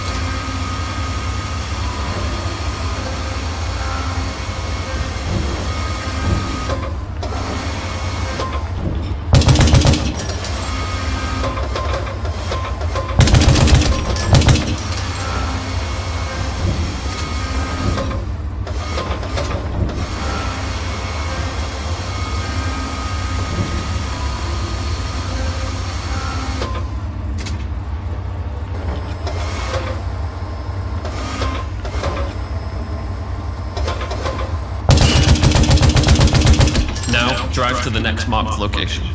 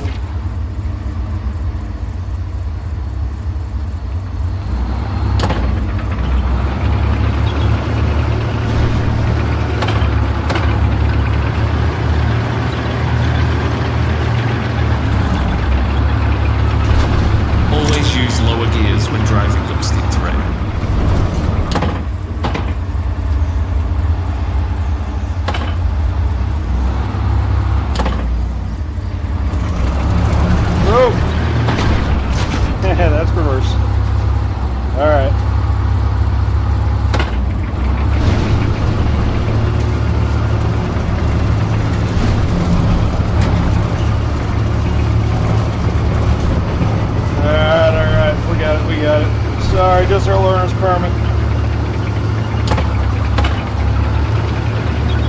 Stop here. Enemy vehicles spotted. Use armor-piercing and high-explosive rounds to take them out. Use armor-piercing rounds on heavily armored vehicles, like this enemy tank. Aim for the hull beneath the turret, or the engine at the back to deal the most damage. High-explosive rounds are ineffective against armored vehicles, but are lethal against light enemy vehicles. Alright, so armor piercing for armor.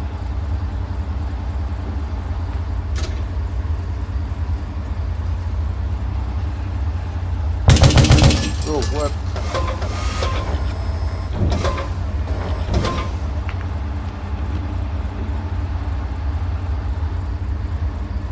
Armor piercing for okay.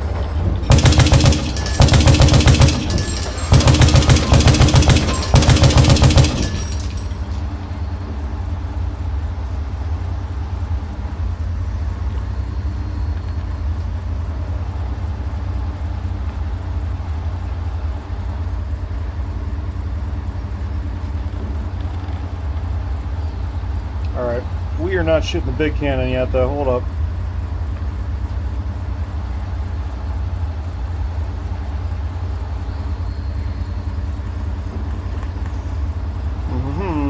Alright. Reload, there we go. Gotta stick one in.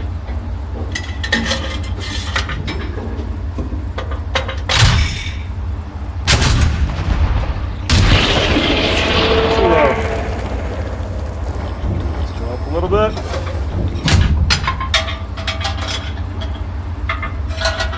So you gotta load it first.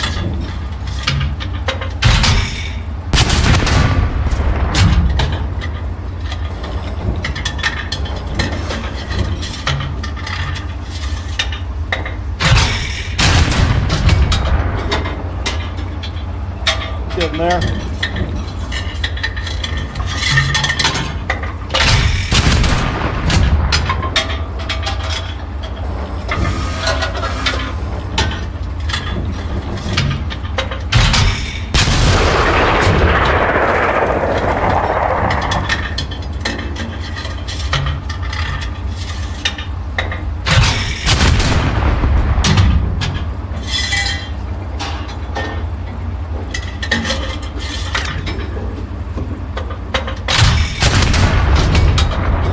Got him. Bam.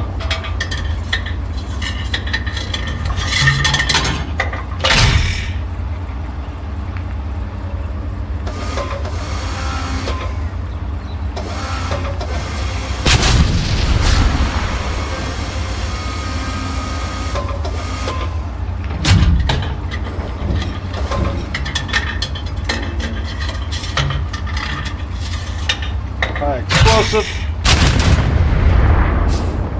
Bam. Well done. You have successfully completed armor training.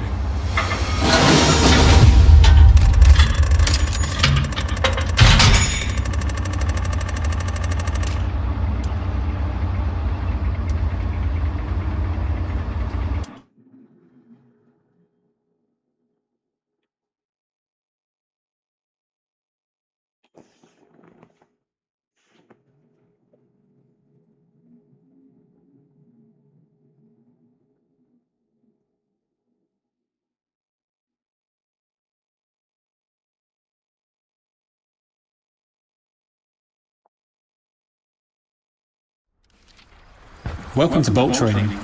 Enter the boat and start the engine.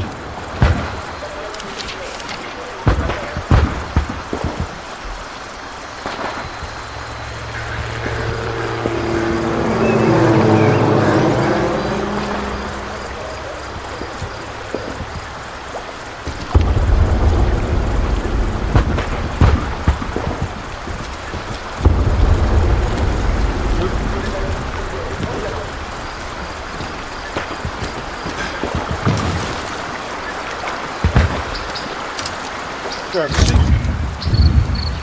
are 3 seats in the boat: the driver, front gunner and rear gunner. To operate the boat and turn the engine on, you need to be in the driver's seat.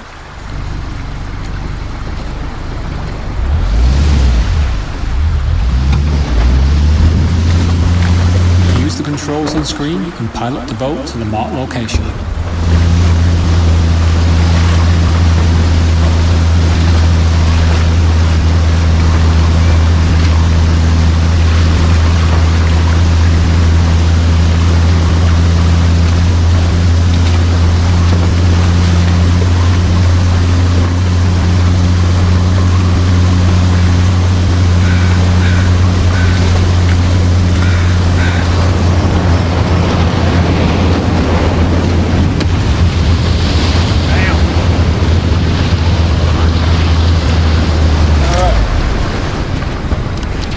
Let's dock the boat here. Pull the boat up to the dock and switch the engine off.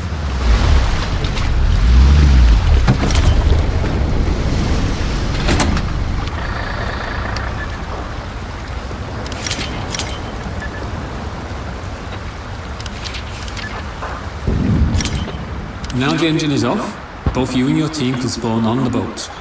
On your tactical map, this is indicated by a green icon.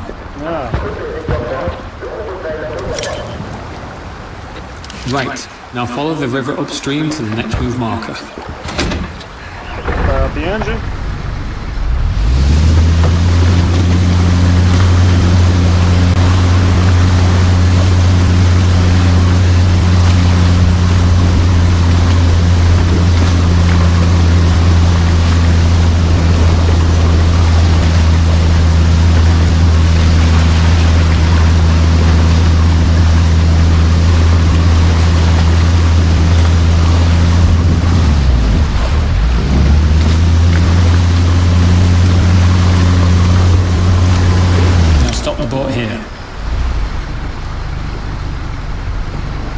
Turn the engine off to use the anchor and keep the boat stationary. Let's switch to a gun seat and light up some targets.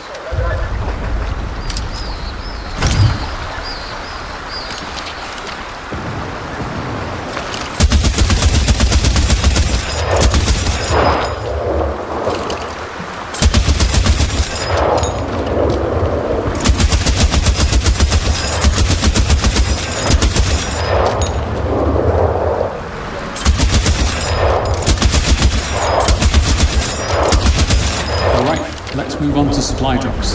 Head over to the next move marker.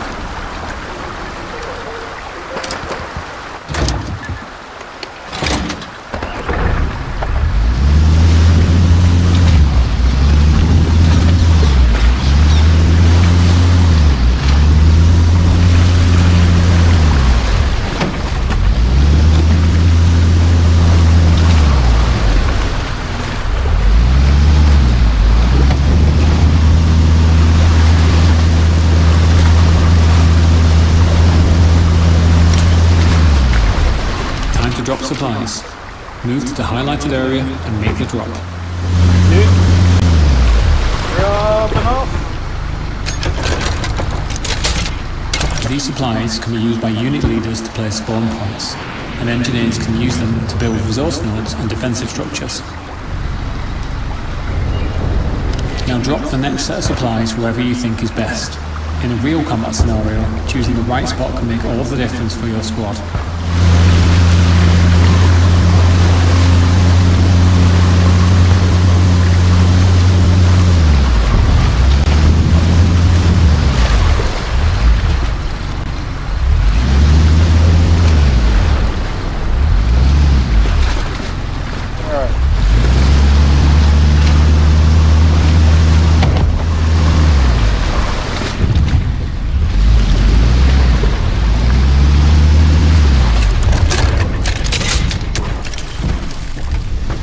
Nicely done.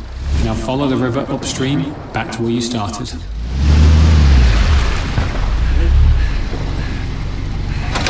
No, stop. That was what I meant.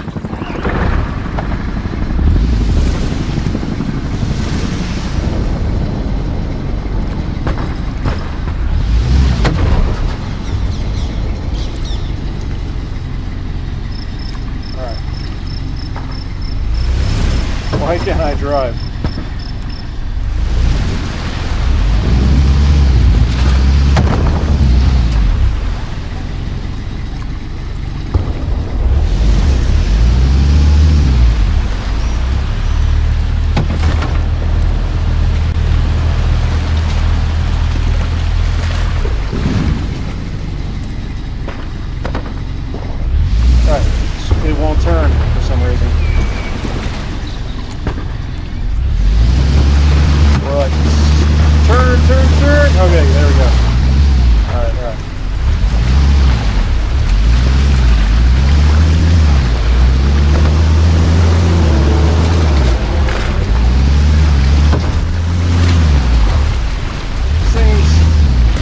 but it's yeah.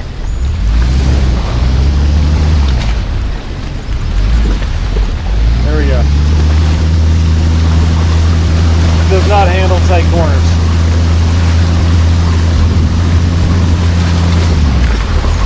Keep that in mind.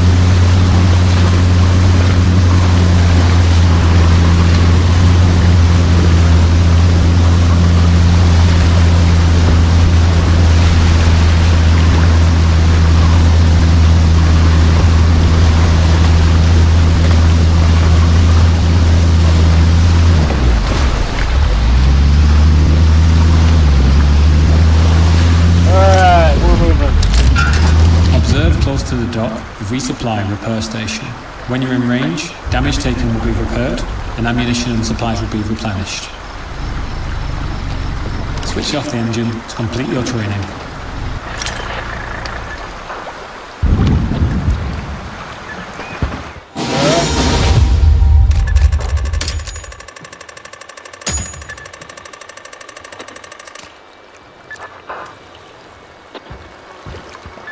The next one.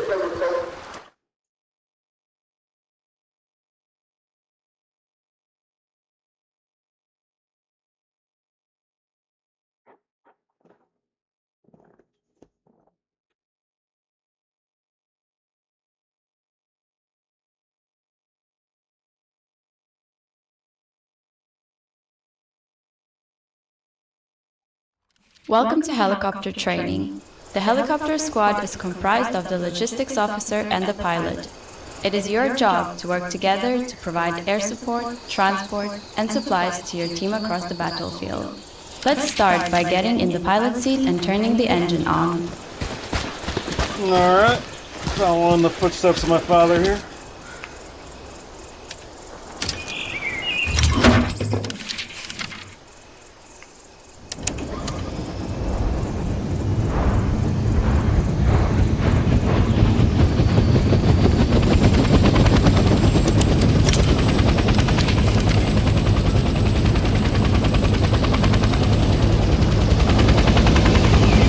Dad would say helicopters don't fly, they beat the air into submission. We are now airborne. Let's get familiar with the three primary helicopter rotations: pitch, roll, and yaw.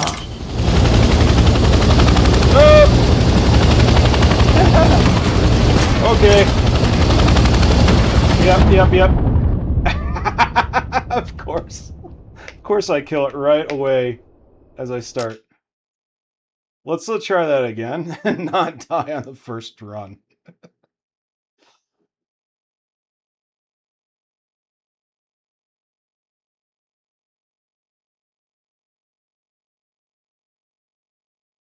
Maybe nobody show that to my father.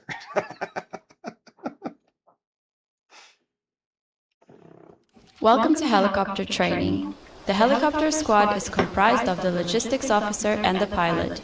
It is your job to work together to provide air support, transport, and supplies to your team across the battlefield. Let's start by getting in the pilot seat and turning the engine on.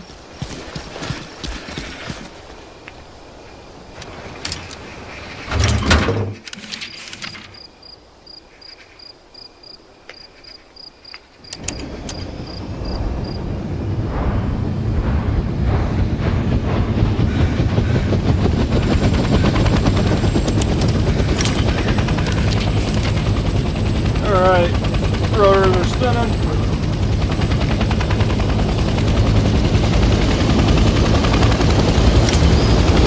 We got fuel. We are now airborne. Let's get familiar with the three primary helicopter rotations: pitch, roll, and yaw.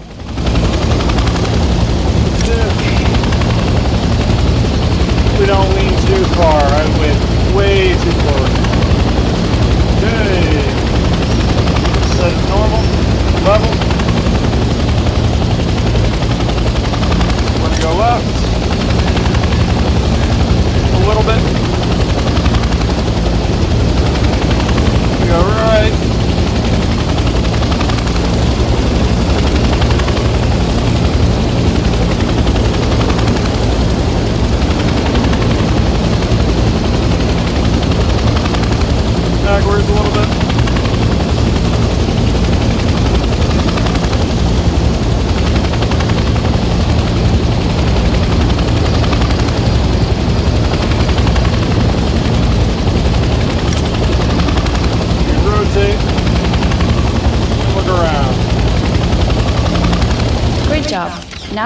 Let's follow the course and hit all the checkpoints to get used to flying. That's what we meant to do when I first spun up.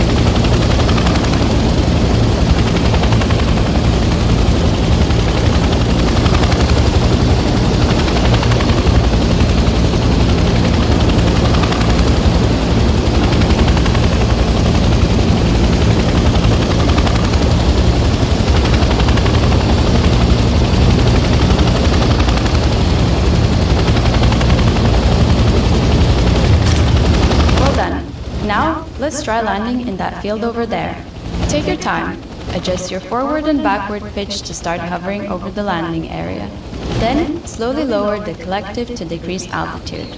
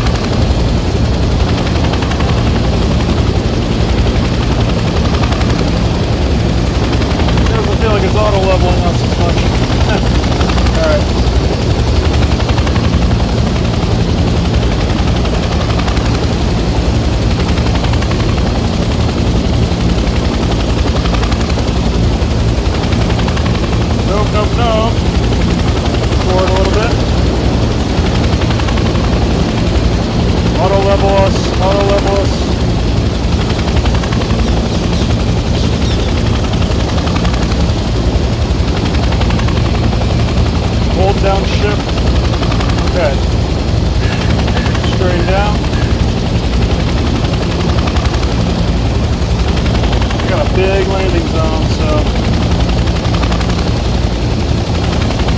this is a little bit harder than it looks, man. Go a little bit forward. I'm gonna let off the ship.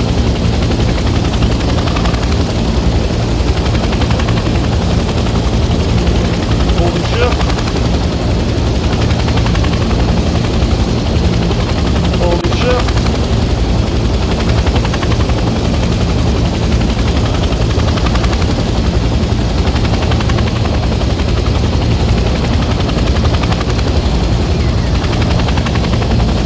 Hold shift and hitting down control now.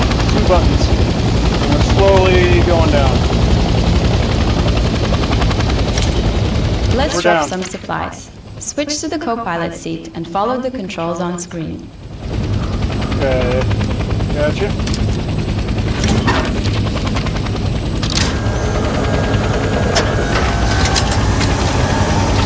The supplies we've just dropped can be used by the team to place garrisons and defenses. Let's return to the helipad to get some more supplies. Alright.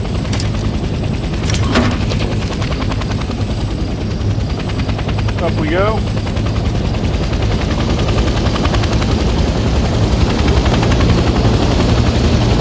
I'm going to keep holding down shift so we stay level.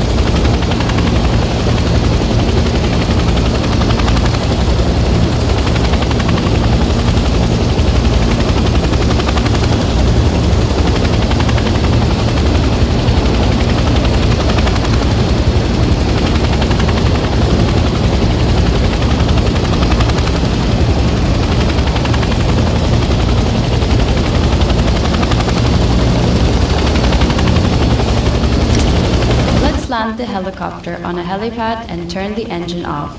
You cannot gain the benefits of the helipad while the engine is on.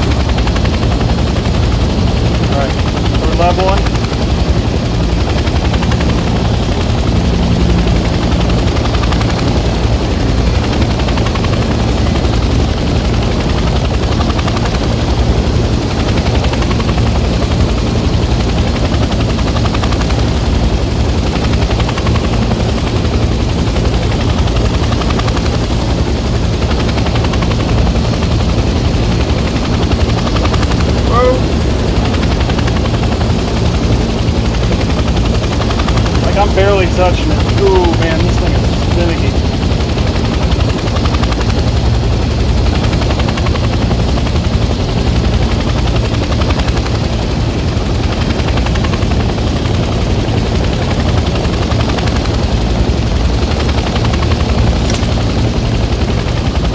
Alright.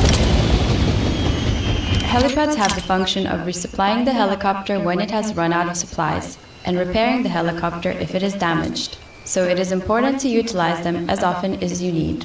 Now that we're resupplied, let's move to the next location and drop more supplies.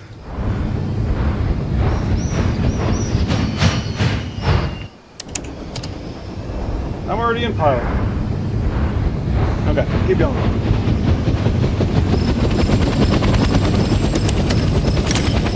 Okay, we're up.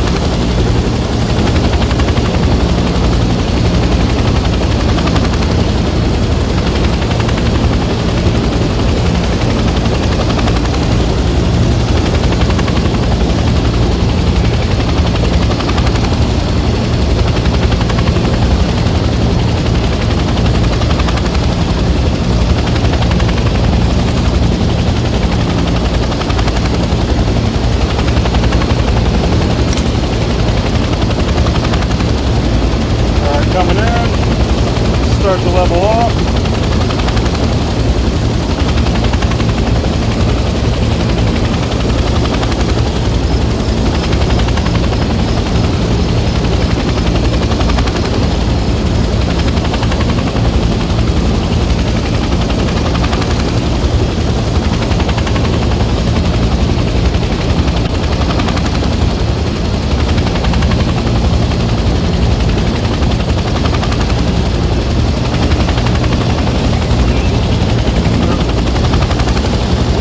Level. Flailing.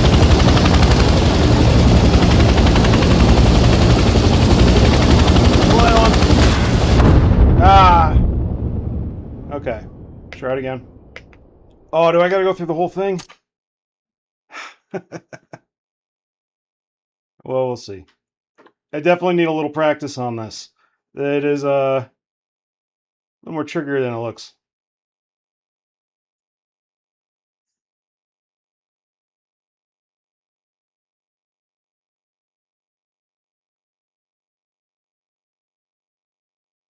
Welcome to helicopter training. All right. The helicopter squad is comprised of the logistics officer and the pilot. It is your job to work together to provide air support, transport, and supplies to your team across the battlefield. Let's start by getting in the pilot seat and turning the engine on.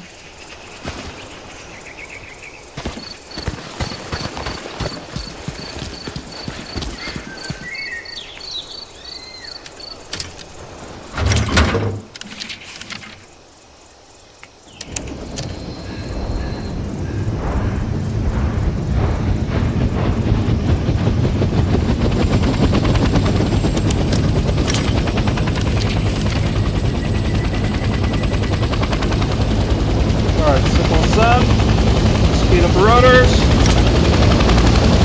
We are now airborne.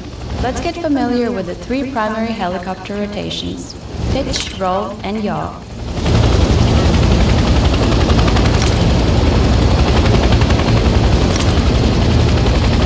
Good. Great job. Now, let's follow the course and hit all the checkpoints to get used to flying.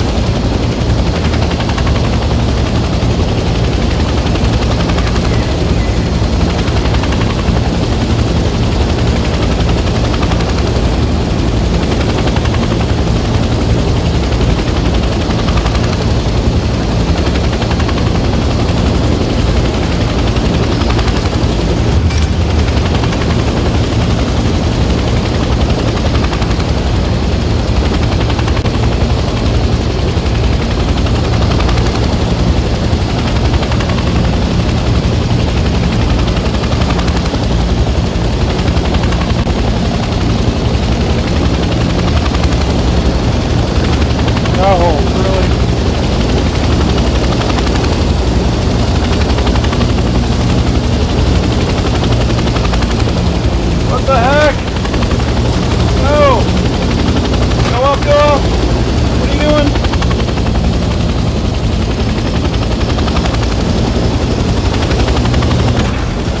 I don't know why it's doing this. Alright. It really lost it there at the end. Okay, try it again. We were doing real good for a second, and then, I don't know. Anyone get the weather report?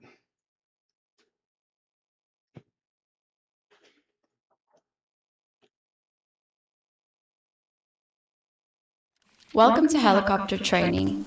The helicopter squad is comprised of the logistics officer and the pilot. It is your job to work together to provide air support, transport, and supplies to your team across the battlefield. Let's start by getting in the pilot seat and turning the engine on.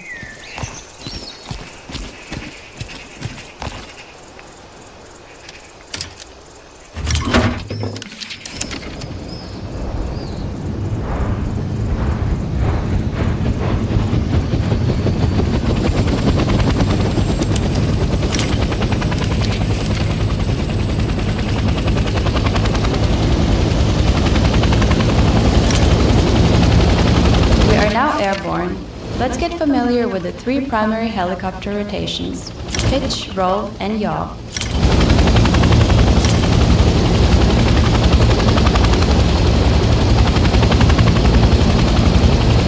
Great job. Now, let's follow the course and hit all the checkpoints to get used to flying.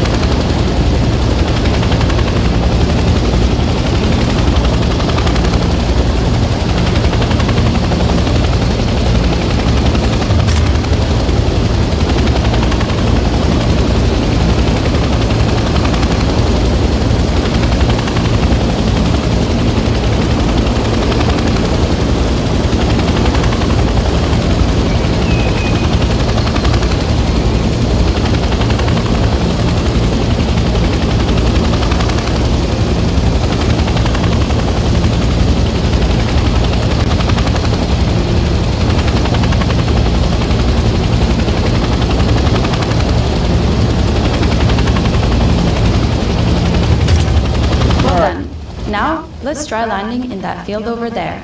Take your time. Adjust your forward and backward pitch to start hovering over the landing area. Then, slowly lower the collective to decrease altitude.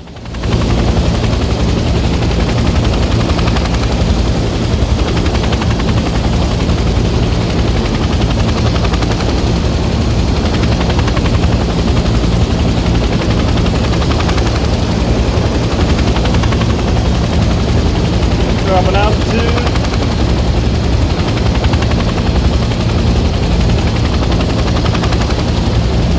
So I'm learning the controls of this. You don't move as quick. I was really hammering the keys. Just tap them, tap them.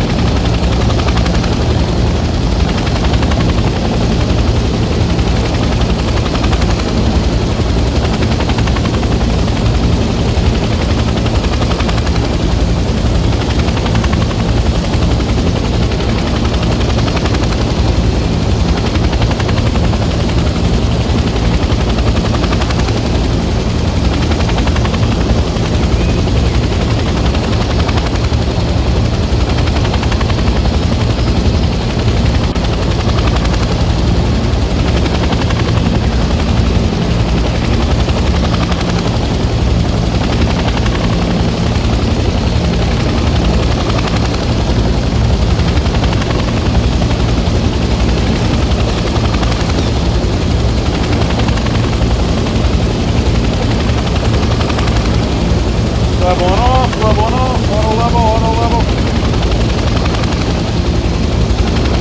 Coming down.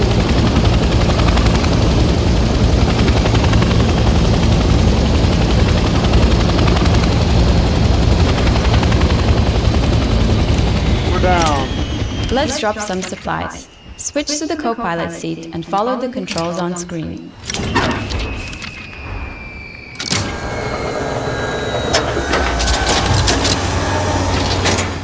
Supplies we've just dropped can be used by the team to place garrisons and defenses. Let's return to the helipad to get some more supplies.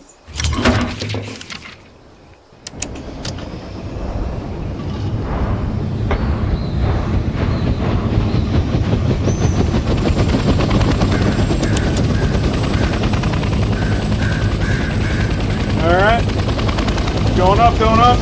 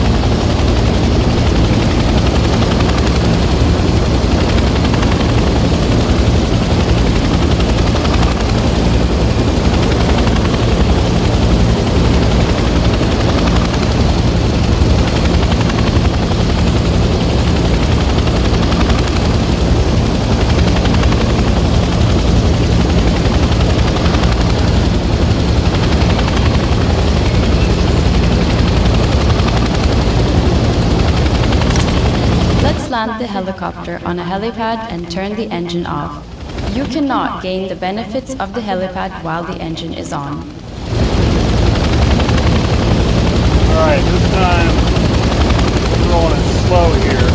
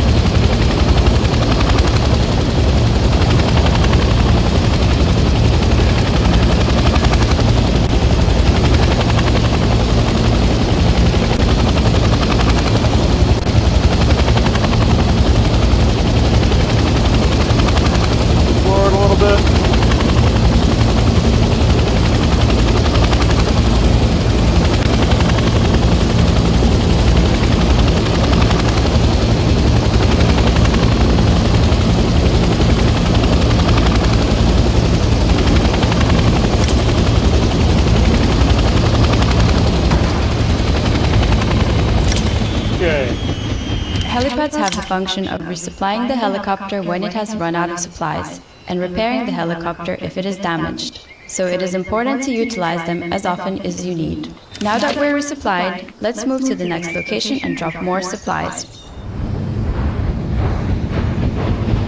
Not the most level at the moment, my bad. But we'll get up.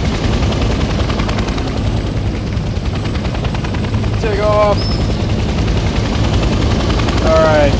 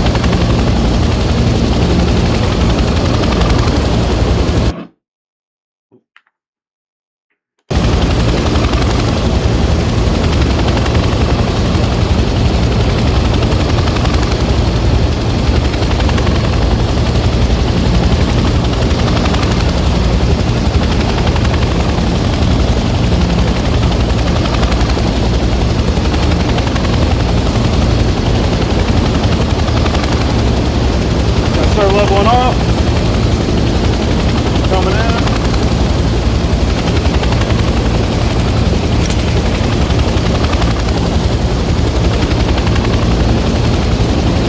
Flying in this is definitely a skill.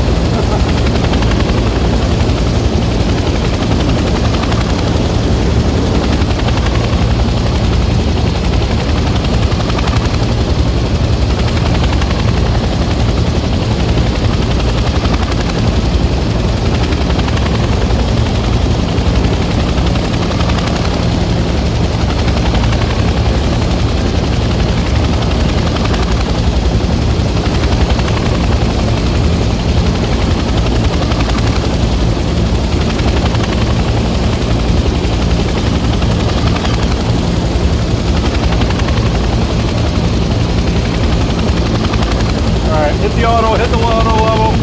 We're seeming stable. We might hit those tree branches. I think we're good. Okay. Switch to co-pilot. Drop the supplies.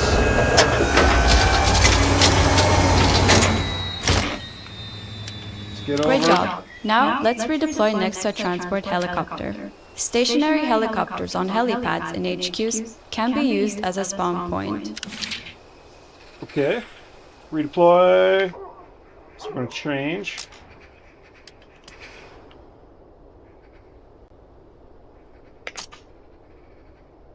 Change roles. Oh, redeploy on transport helicopter. Hold on. So, got a helicopter. There we go. That's what you want. The transport helicopter is used primarily to transport squads quickly across the battlefield. They are equipped with 2 machine guns and recon flares. Enter the co-pilot seat, where you will learn how to use the recon ability. Okay.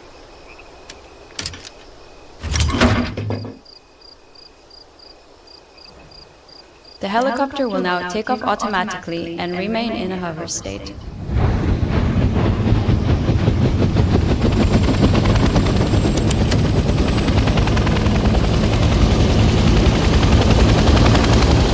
What up, Ghost Pilot? Ghost Rider.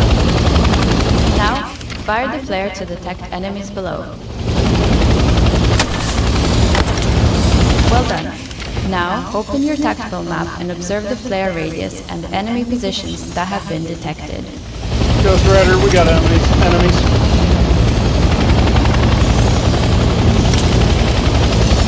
Now switch to a gunner seat and neutralize the nearby ground enemies.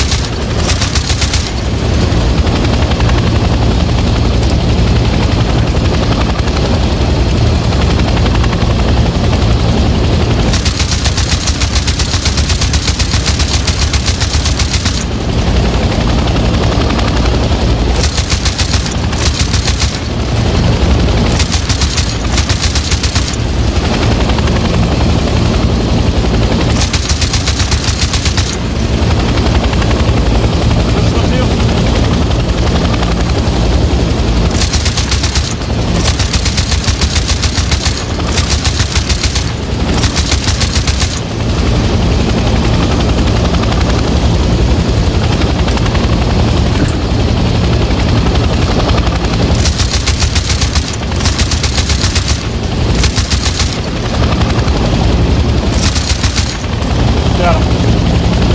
Destroy enemy truck.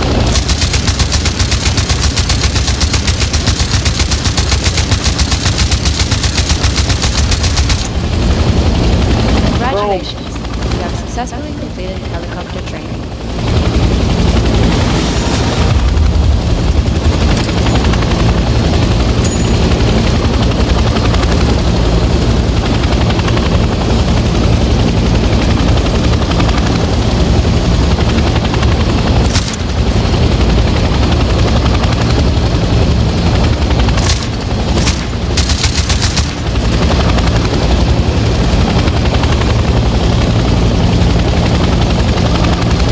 Oh, so we got a main menu.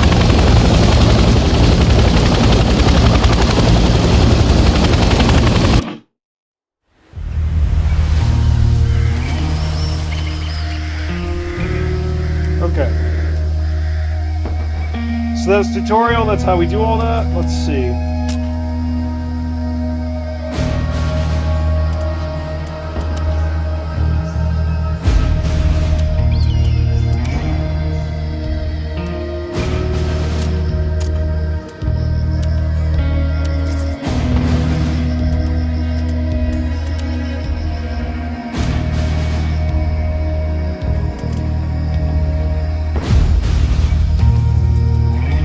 Alright, 1 second guys, we've been on for a minute. I was kind of running through the tutorials.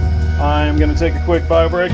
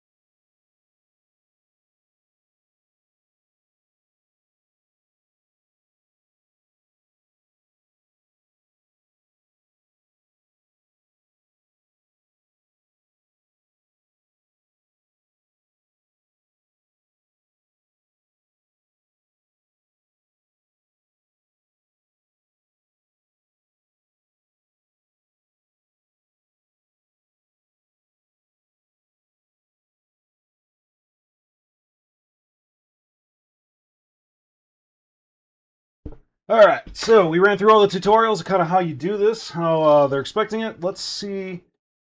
Maybe we'll jump in here.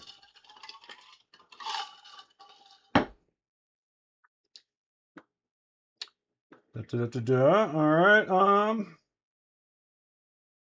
try this one. Yep.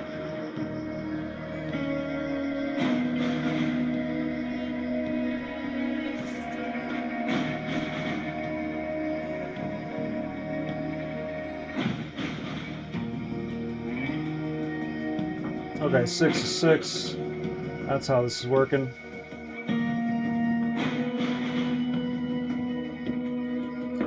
One second. I want to possibly set up my headset though real quick.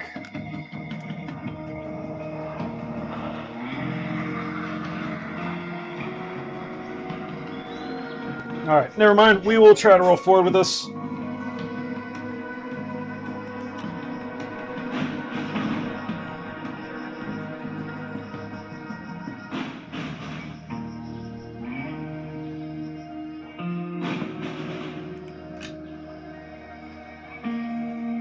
In queue.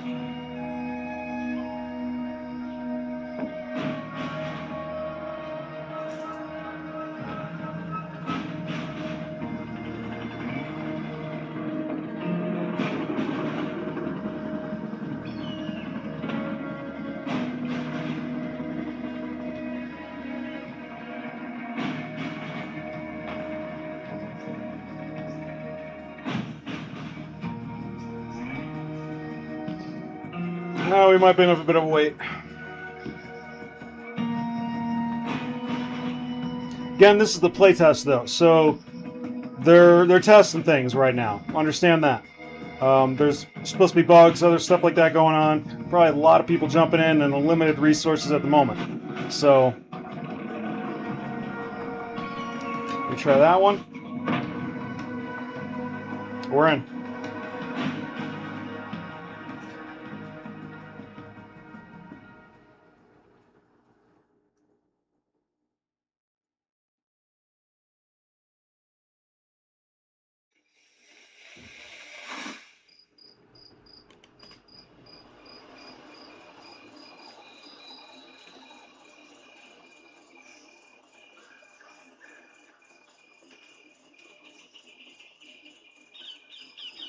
Yeah, I don't know for sure what this is, but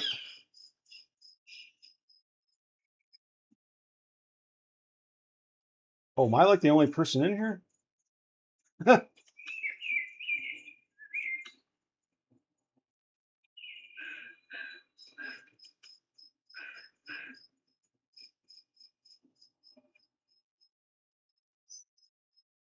I must join or create a unit in unit management.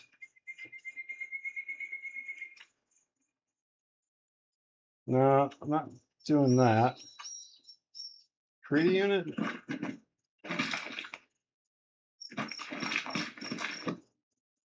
I'm not sure what I just. Oh, I'm not trying to be commander.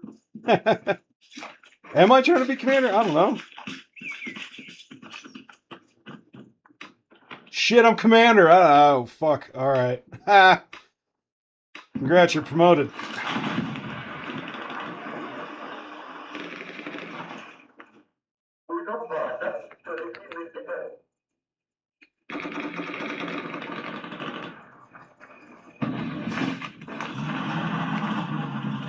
If I'm commander, let's take a look here.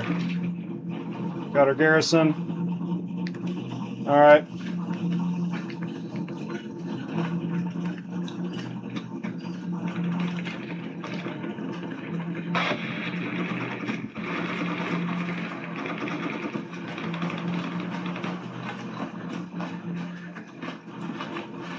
That's what we're supposed to do, right?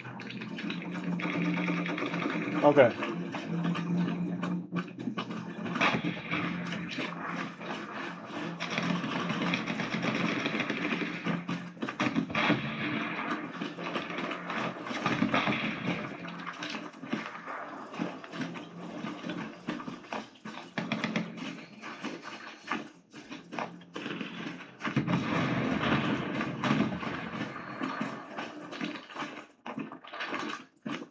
Alright, never mind. I guess we just going in. I'm there. Okay.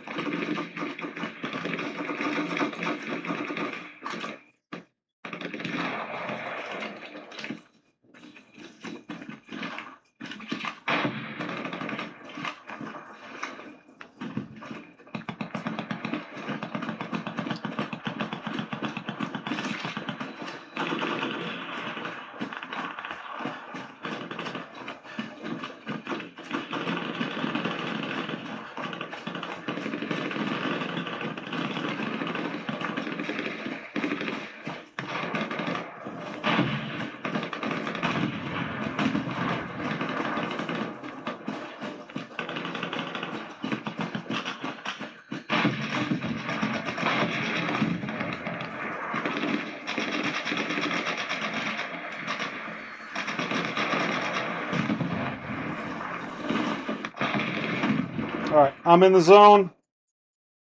We got our guys there.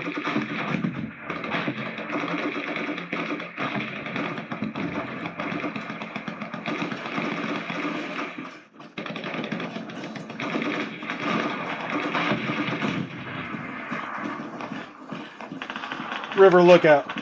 That's what we're trying to take, I feel.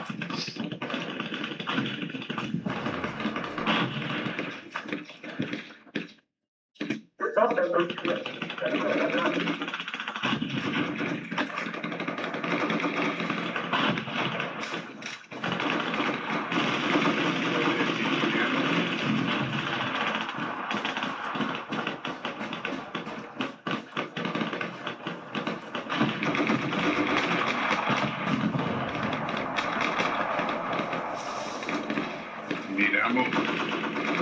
No, I'm good right now, thanks though. Just got in.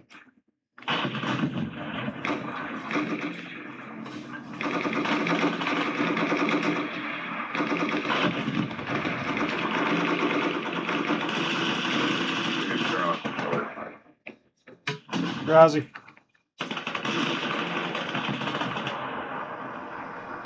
So is my prox chat working? I gotta check my prox chat real quick.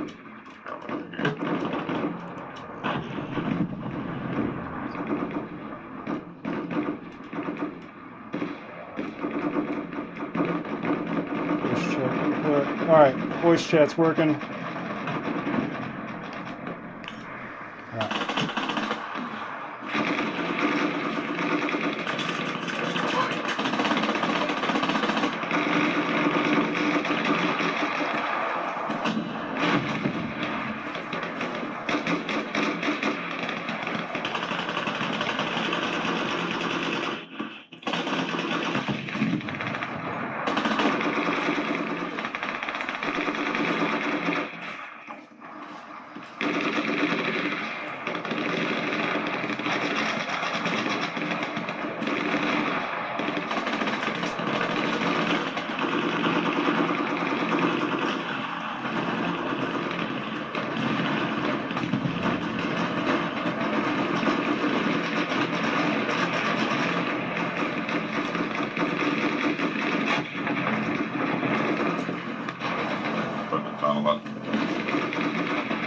Six connected.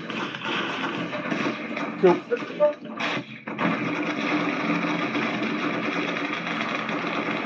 Yep, remember to use those tunnels. Yeah, level one. We get supplies dropping off, I'll lock it. Oh, I put it on the enemy supply mark, but we get them there. Commander. Good, believe me.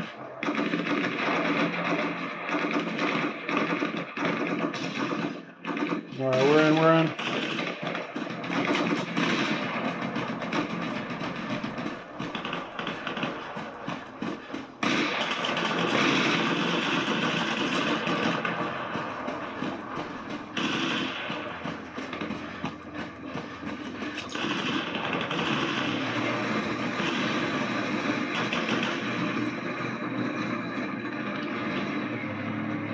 Turn your microphone down. Always just fucking this game. Alright, we're in here.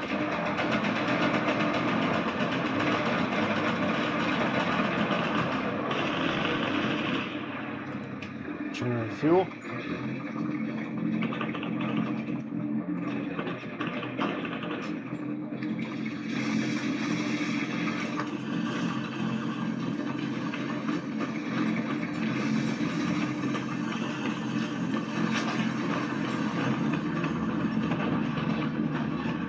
Need supply lines.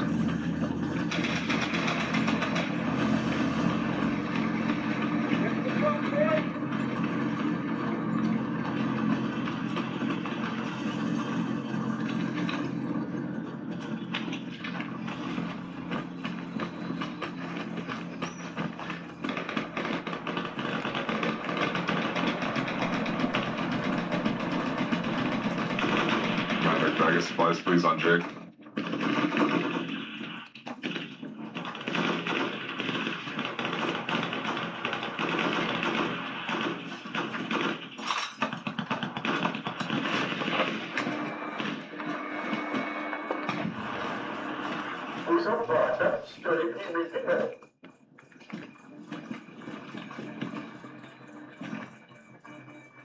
Okay.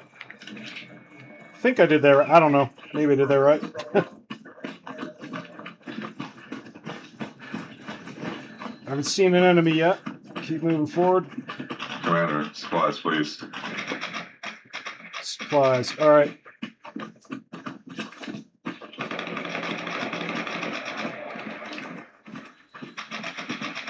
I don't know how to get supplies.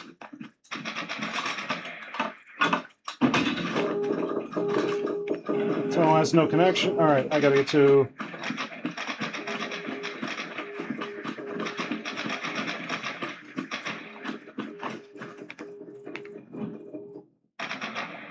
Tunnel to.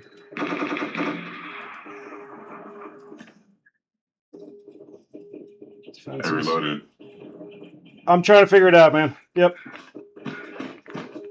Wait, is my audio working?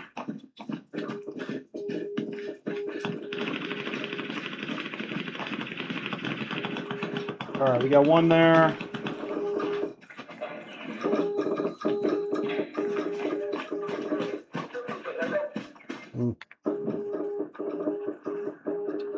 So this outpost spawn. Okay, garrison. Supply drop. Count this.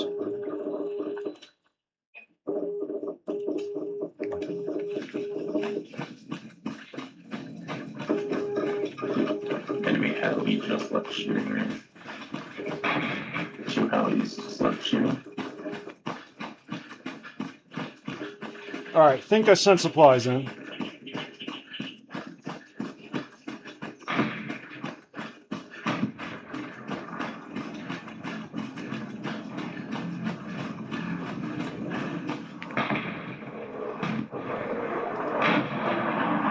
There's another. Nope. I'll go to tunnel over here in a few minutes. All right, recon coming in.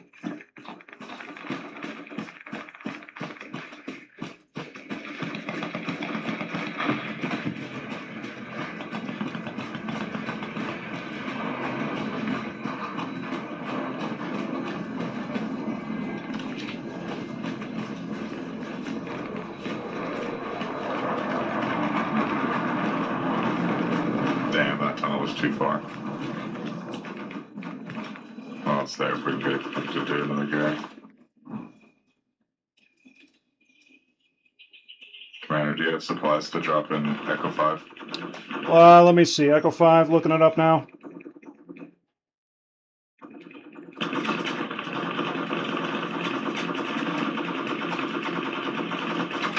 I don't have a supply drop ready.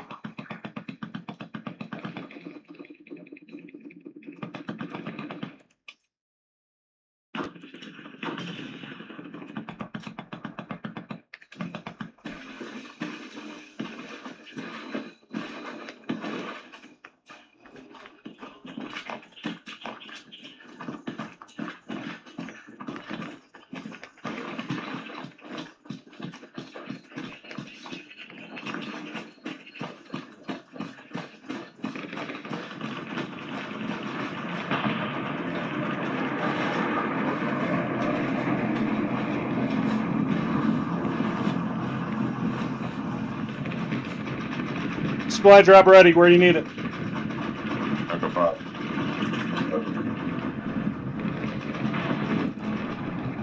Confirmed. Going.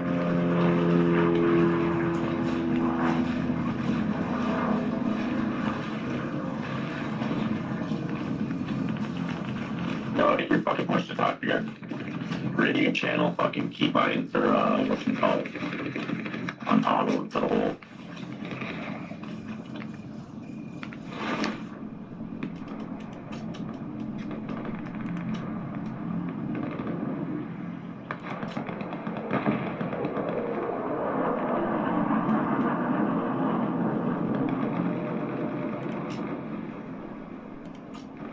Get those supplies.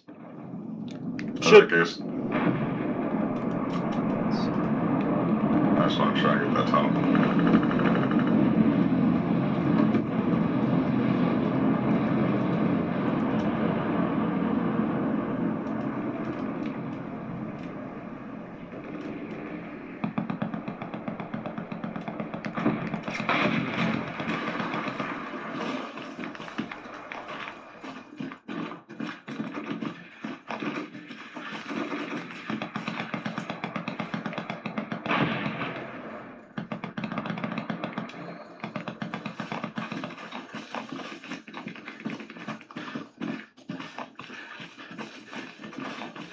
Why does it sound like the commander's beating his meat? He is, Because it probably is, and he doesn't realize push to talk is on the fucking toggle.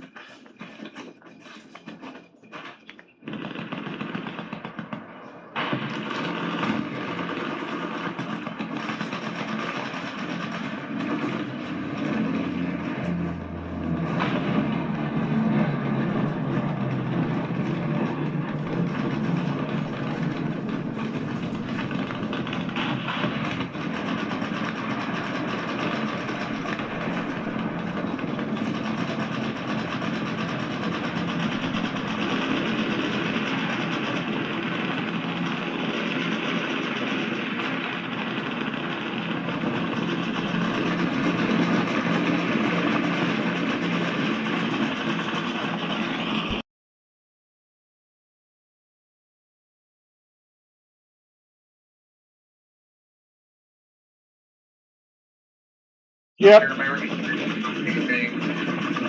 Say that again. take on G-Ping.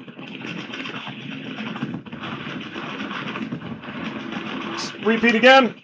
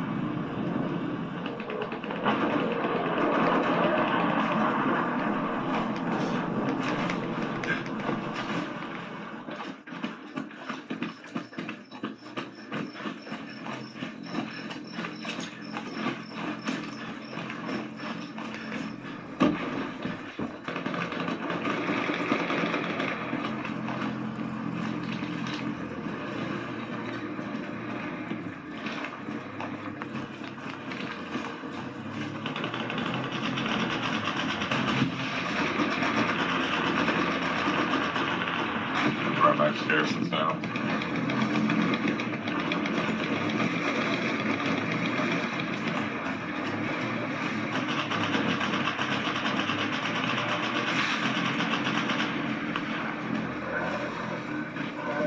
Wait. First.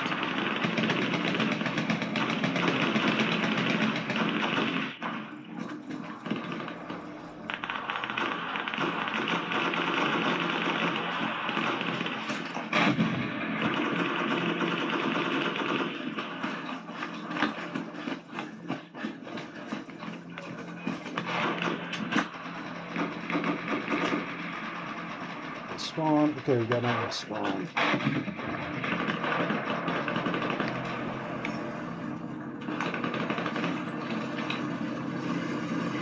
Enemy tank on tank mark.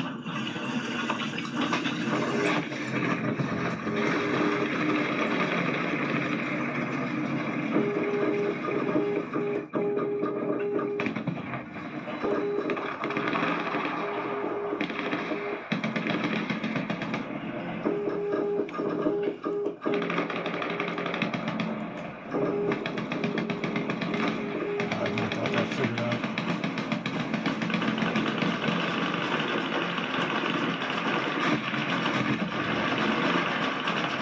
Hey, Commander, can you move from the back areas? Repeat that again, you cut out. Move the back areas.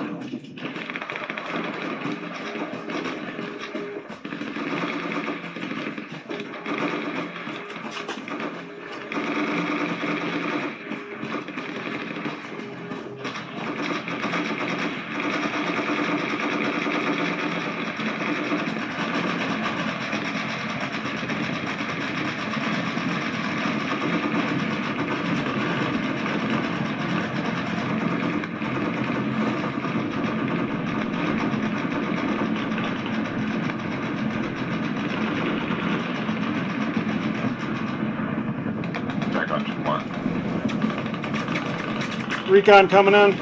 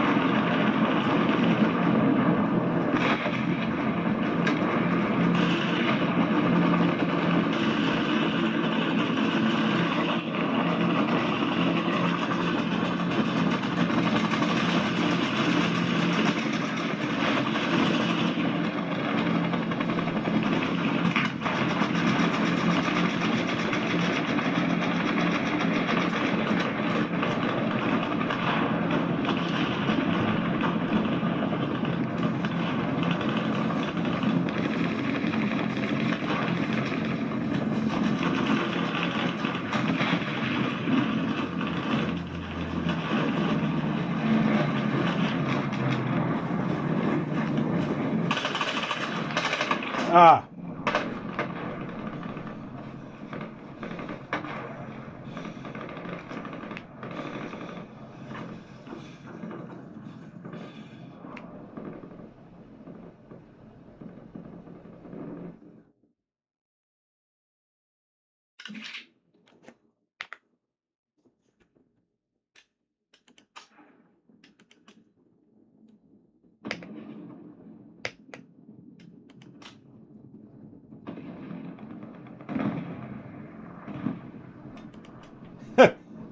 All right, we're gonna. All right, I'm out. Damn, I can't take another roll. Okay, we'll jump in and try play some more. I gotta run some errands and whatnot, but it's been fun. We've done about almost 3 hours here. Thanks to anybody who. Oh wow, I was streaming with the BRB on the whole time. I'm sorry. Huh. After I came back from the bathroom break, you guys didn't see any of that. I will. Wow. Whoops. Okay.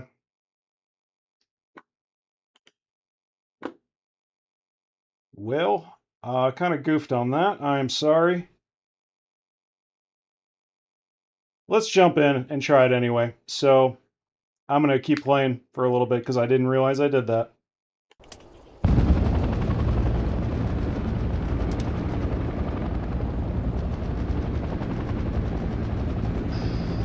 All right.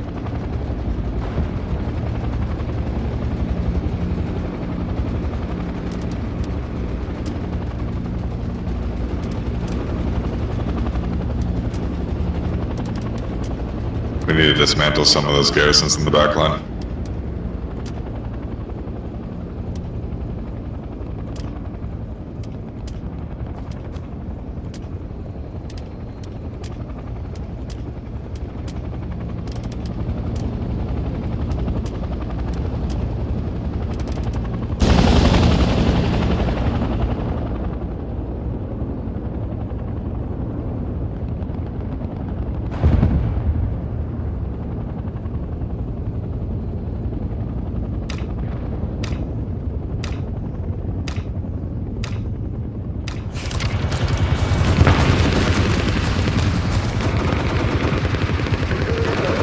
All right. 4 minutes waiting on that, on the, you a resupply?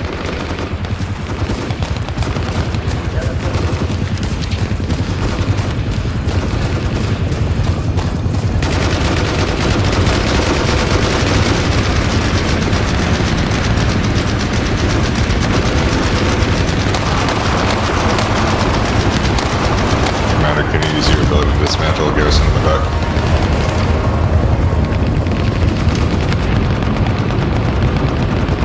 1 second, looking into it.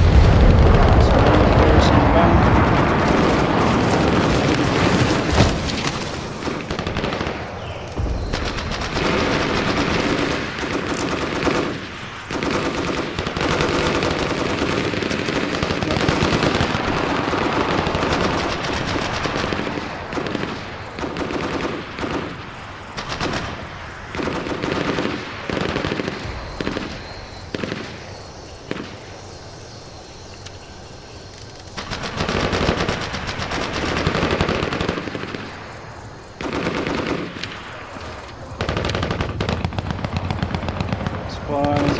Okay, here's garrison.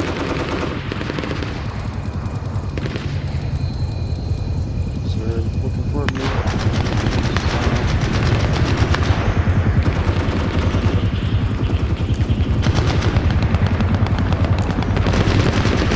It's fucked up here.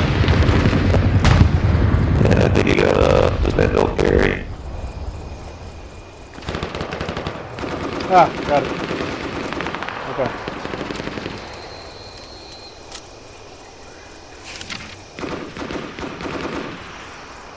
Dismantling garrison in the back.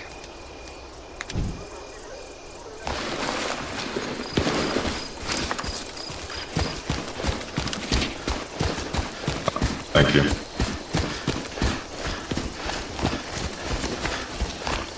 That guy's out. Alright. Get a tunnel with that fox. I'll go west with it if you go south with it.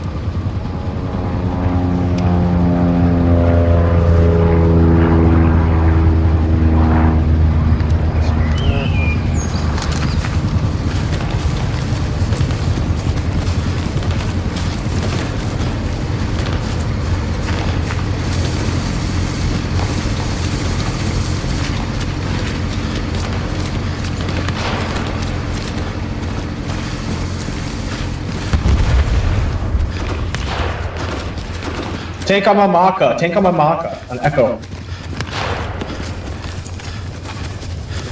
In that area, I run away.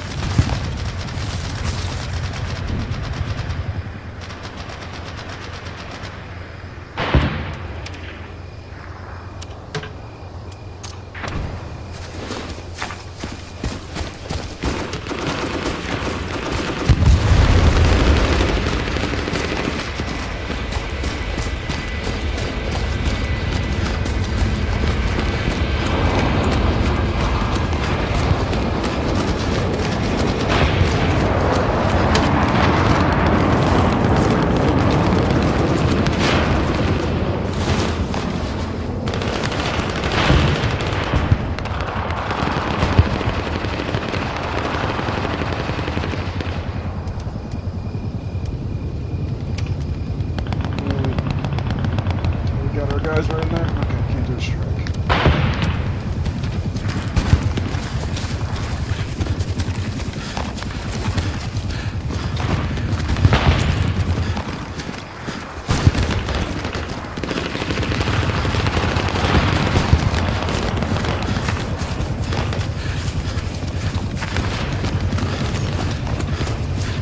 Commander, enemy tank on G-ping. Copy that. Trying to get up another attack.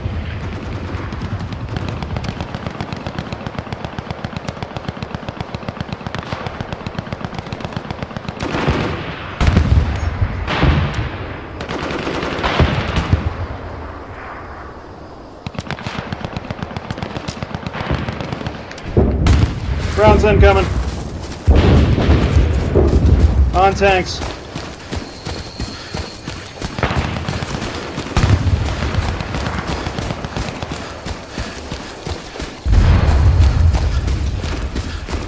Ah, shit.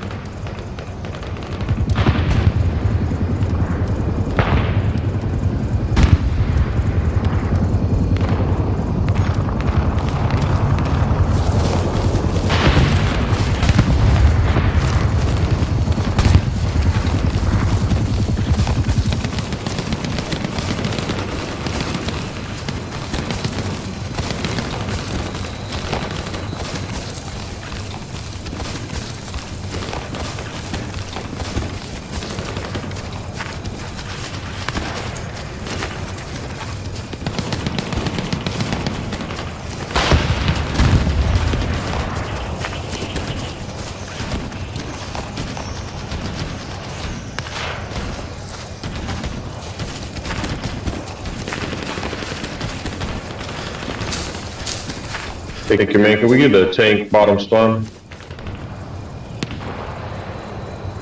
Tank bottom where?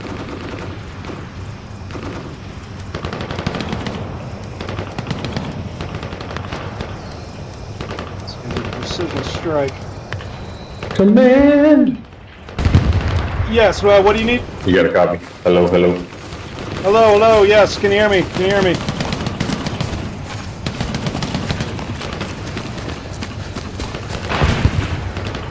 It's working. Hello, can you hear me? Yo, yo.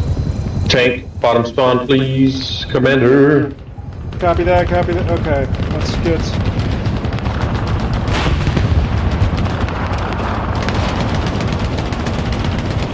Fuck. Hello, hello, hello, hello. Hello, Copy, copy, it's coming, Dude, I it's got coming. a lot of shit. Commander.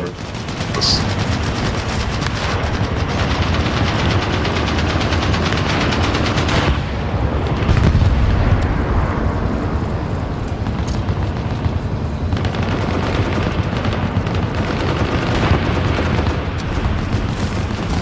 Can anybody hear me?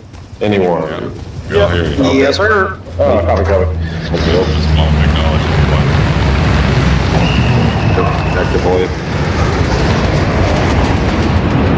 Get another bomb to run on them. You broke your Jonathan, yeah.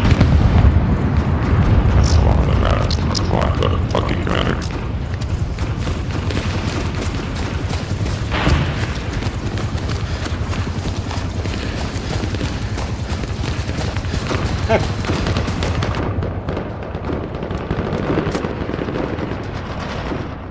see if there's any way I can get the fuck out of being a goddamn commander, because how the fuck did I end up in this role? Commander! Tank, bottom line. Give us a tank, please. Jesus. And no.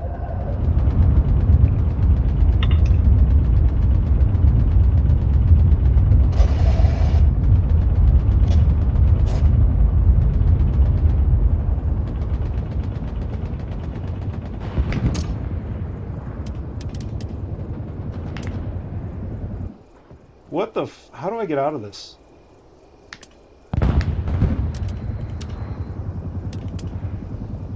You guys don't have a commander.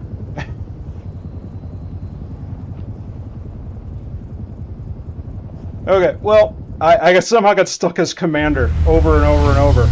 I don't know how. Thanks for anybody who tuned in. It's fun, hell let loose. It's a little weird, I couldn't change roles and somehow I'm just commander and everybody's yelling at me. I don't know what I'm doing. I don't know why they don't have a commander. Maybe the last one dipped.